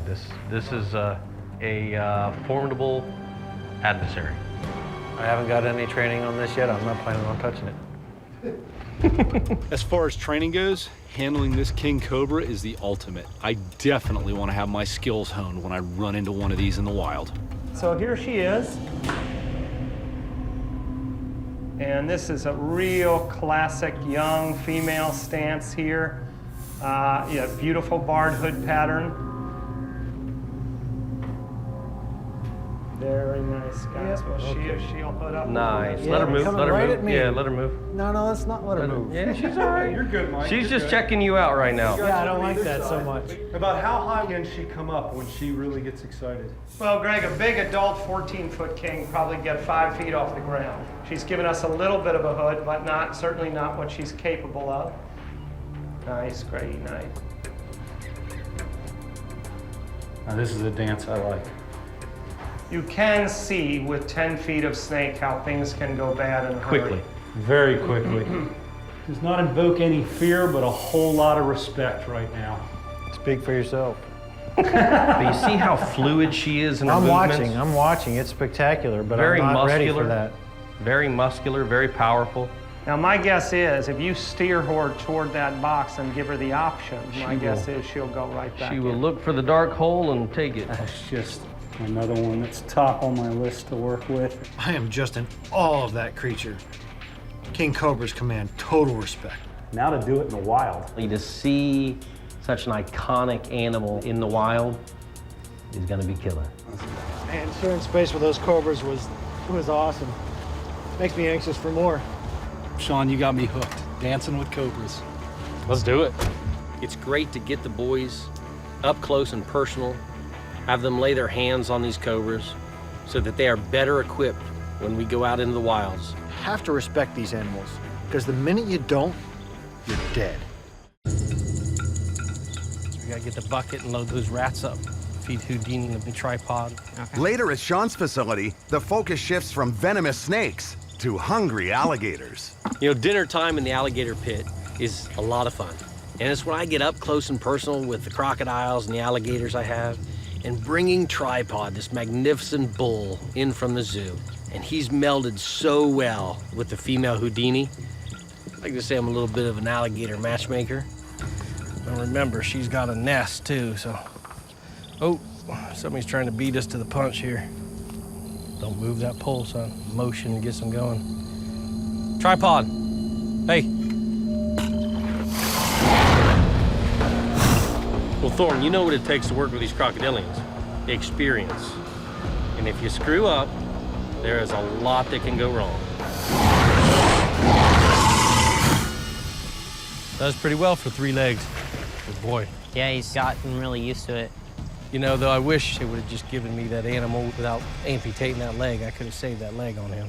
You know, Tripod's leg was mangled by another big bull gator at the zoo. They didn't quite know what to do with it, so they amputated it. Amazing how tough these animals are as far as their healing powers. Man, they can get an arm tore off in a fight with another big bull gator and right back into that dirty water, and it heals up. I know there's some research out there right now that is looking at their blood because it would appear that the HIV virus cannot live when exposed to the blood of crocodilians, which is pretty cool. Thanks for your biology lesson there, Dad. Yeah, no worries. I'm glad we got him from the zoo so Houdini can have a mating. Now she's got eggs this year. Yeah, she got a big old nest. Tripod, hey, stop. Good boy. Good boy. Good boy. You learned quickly, didn't you? Houdini's nest is a pile of mud and sticks. Inside the mound, there could be as many as 50 eggs, incubating in the heat created by the decaying vegetation. But look at the size of that nest. She's a machine. She will guard this nest for a couple of months, 65 days, give or take. And then when she hears them hatching out, hears them chirping, she will go dig them out, help them out of the nest and into the water. What, sweetie? Huh? You're a good mama? Huh? Be nice. I don't think she likes you very much. Yeah? You're a killer. You know, I love teaching Thorne about crocodilians, and I'm still learning every day from these magnificent animals, and that's why I've arranged for us to go down to the Turkey Point nuclear power plant. And even though it's this weird setting, the American crocodiles are breeding like crazy. They're doing great, and I think it's gonna be a great time. I know they didn't plan this for crocodiles, but you couldn't have mapped it out any better if you did. I mean, we've got rows and rows of fingers where you've got land they can set up. They're visually away from the other crocs. And the fact that all of this was dug up and piled up, that's loose soil on the side. These guys have perfect nesting sites. There's a croc right there. Check that out, man. Look at that tail just swishing back and forth. That's a big animal. That's a right good there. size animal. So you guys made it, huh? Hey, figures we wouldn't find you too far from a crocodile, would we? No, she lives right there. Oh, is that right? There's a pair that live there. That's the female. That's awesome. Joe Wazalewski is a biologist who's been studying these wild American crocodiles for more than 20 years. Give us the lay of the land, man. I got a good map inside. I'd like to kind of show you guys what we're doing and where we're going. And I'll show you them. Okay, let's look at this map. This is the actual cooling canal system. It's a closed system. Water does not come in from the bay. It does not go out into the bay. 5 sections. Each section is about 1 mile in length. Now, the crocs are not here because of the warm water. They're here because of security. It's protected. Protected area. Food. Wait till you see the birds and the fish. You'll be amazed at what's out there. And the structure of these berms. The engineers didn't know it back then, but they literally built a crocodile nursery. All right. How many adult crocs are estimated to be just in this area? In 95, we estimated 40. In 2005, we estimated 400. That's good stuff, but let's go see if boots on the ground. Let's go get dirty and wet. To make sure Florida's crocodiles stay off the endangered list, Joe regularly collects data on their health. Catching crocs at night alone is pretty risky. We don't mind coming out and giving Joe a hand.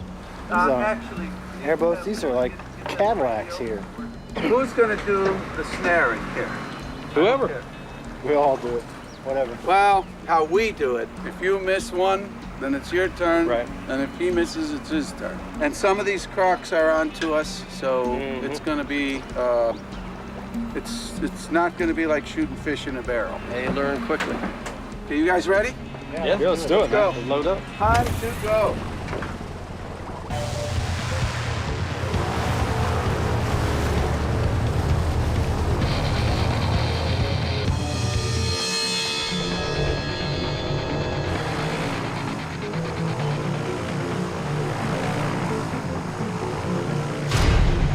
Wow, look Good at that. size. It's pretty.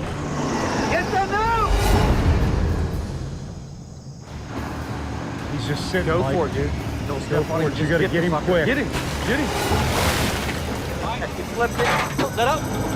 Did I go back too far on it? Michael's learning that catching a croc is a lot harder than it With looks. his noose, drop the noose and just do rope. All right, that was right in there. I can't believe I missed the first catch of the night.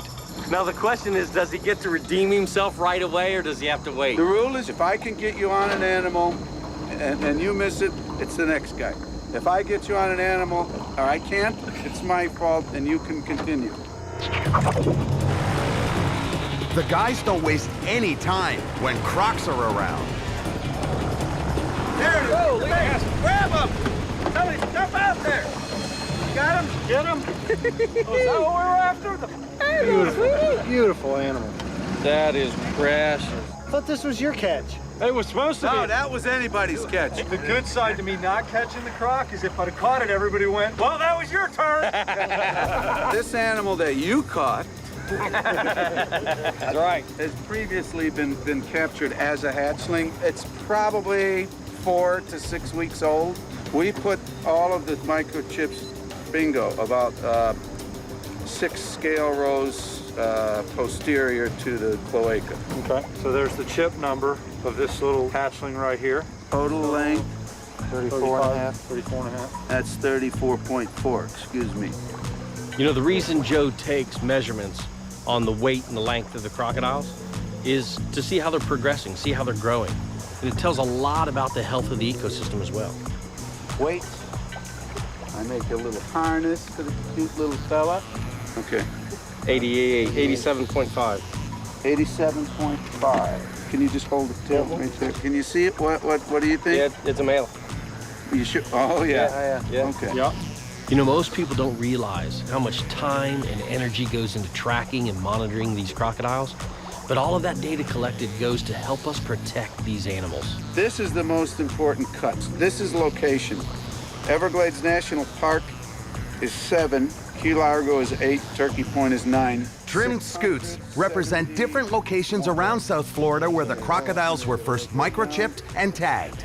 Bingo. It was released almost 2.5 miles from where we are. Wow, that's quite a trip for a guy that size. Against the odds, because all the predators that are out there. Oh, and there's a lot of, you'll see predators. You've got birds of prey, you've got Wading birds. wading birds Wading like birds crazy. kill it. Male crocodiles. Well, I will tell you what, the worst enemy to this animal is a crocodile. I find these microchips in the stomachs of 1 meter animals on a regular basis. So he's got a regular gauntlet that he had to come across. Yes, and all that being said, we have to release it right back here. It's like you just signed his death warrant. Putting him at odds. Yeah, you did. Yeah, we didn't sign his death warrant. He's a survivor. He showed that already, and now he's been blessed by the python hunters. He's gonna be fine. There you go. I like that attitude. We need to watch him release this animal. Things this size end up in his pockets. Yeah, right. So you will be checked on the way out. We figured that. Yeah. We'll give him a little bit of our mojo, and you know, it's an honor to even come across him. I've spent the last 2 or 3 years kind of worried about this American croc population because of the Nile monitors moving in. You know, we know they're egg eaters. If these invasive lizards ever reach Turkey Point, they could wipe out the next generation of crocodiles. Every crocodilian I come across, I get excited like like I was when I was 7 years old, and I've seen thousands of them. Well, I know you're the same way. I'm sure Babe Ruth got excited after every home run. No doubt. That's or candy it. bar. Yeah. There you go. Hey, little buddy. Grow large. Does this mean I get to take him home? No. No, he said if you release something and it comes back. That's how this animal survived. We just figured that out by him. It went right into Sesubium. Yeah. That's that plant there? That's He's it. got perfect cover. And there's food here, so... I thought he just took a shining to me and was coming home with me. You know, we like all sizes of American crocs, but now it's time to step it up and catch some bigger ones. It isn't long before they find what they're looking for. Right in that hole. Can you see him? Yeah.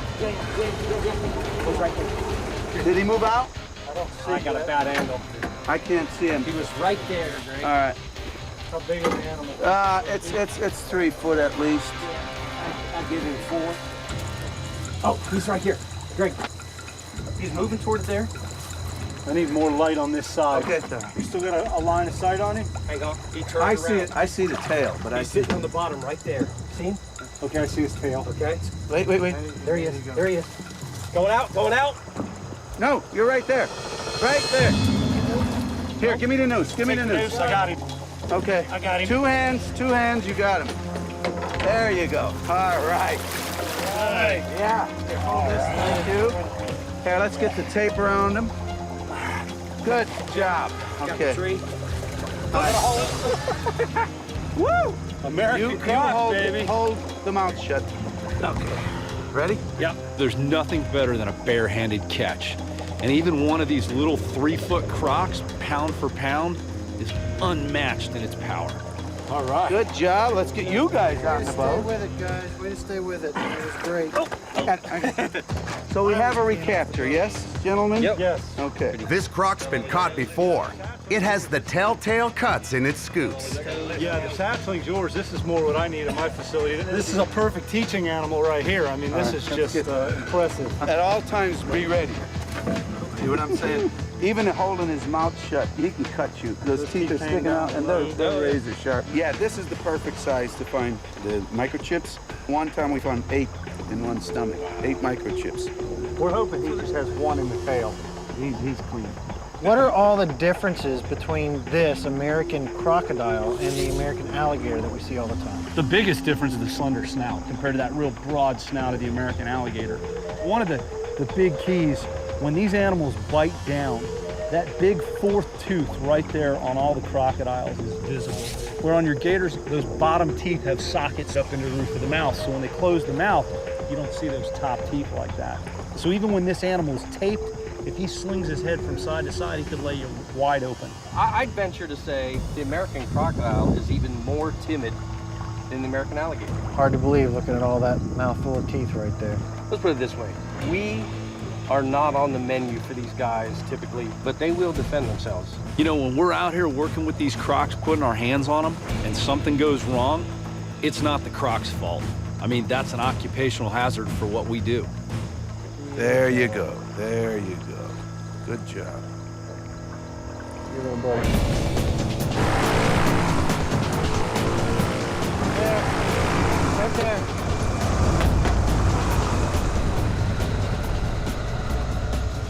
We've spent a lot of time on the water tonight, caught a lot of crocs.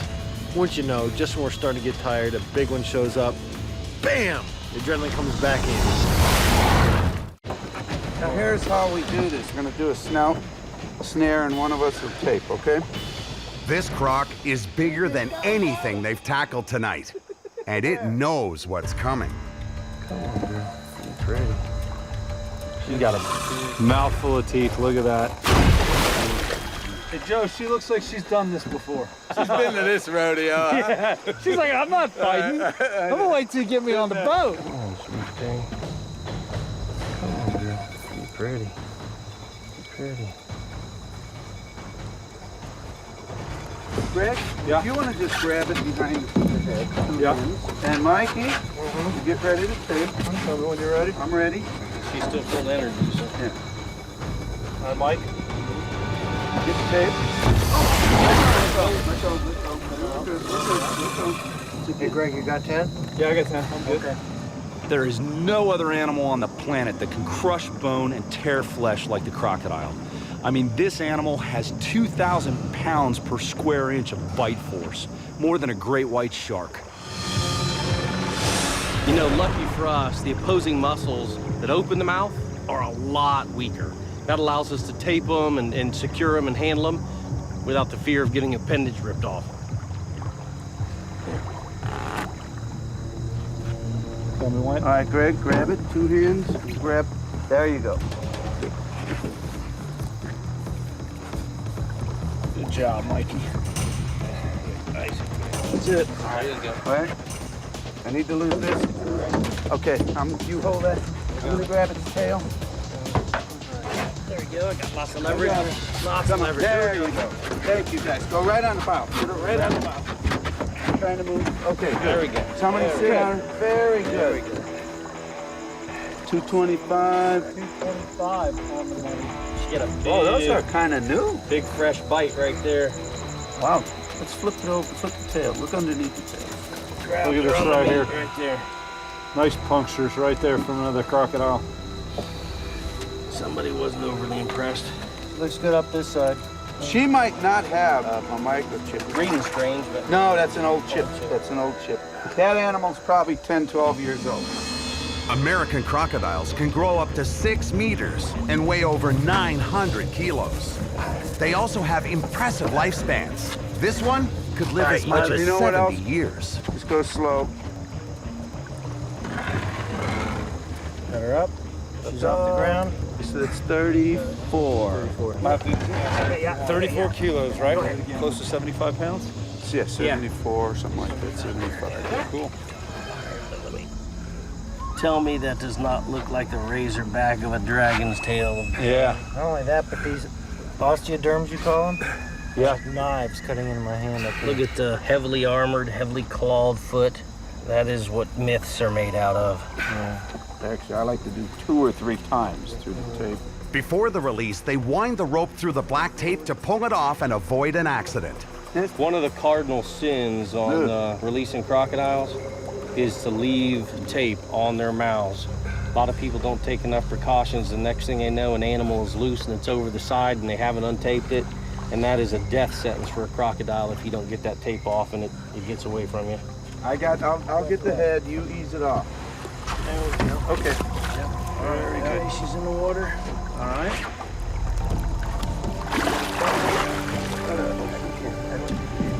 You're okay. She's clean. Yeah. Hey, Joe. We loving life, huh? Thank you, sir. Yeah, man. Thank you. Man, this is what we live for, man. This is incredible stuff. You know, the data we've collected here tonight is invaluable. And it's just another piece of the puzzle for crocodile conservation here in the United States. It's fun hanging out with these guys. It's always something new, always a little competition. Can't beat it. All right, guys, we only need 10 more tonight, and we'll be set. Tonight was an incredible night. I mean, being able to work with the American crocodile, an endangered species here in Florida, that was a real privilege. Joe, honestly, you know the best part about this? What's the best part about this? We all get paid to do this. Yes. It doesn't get any better than that, right? Can't get You know what the best catch is, right? The best catch? The next one. The next one.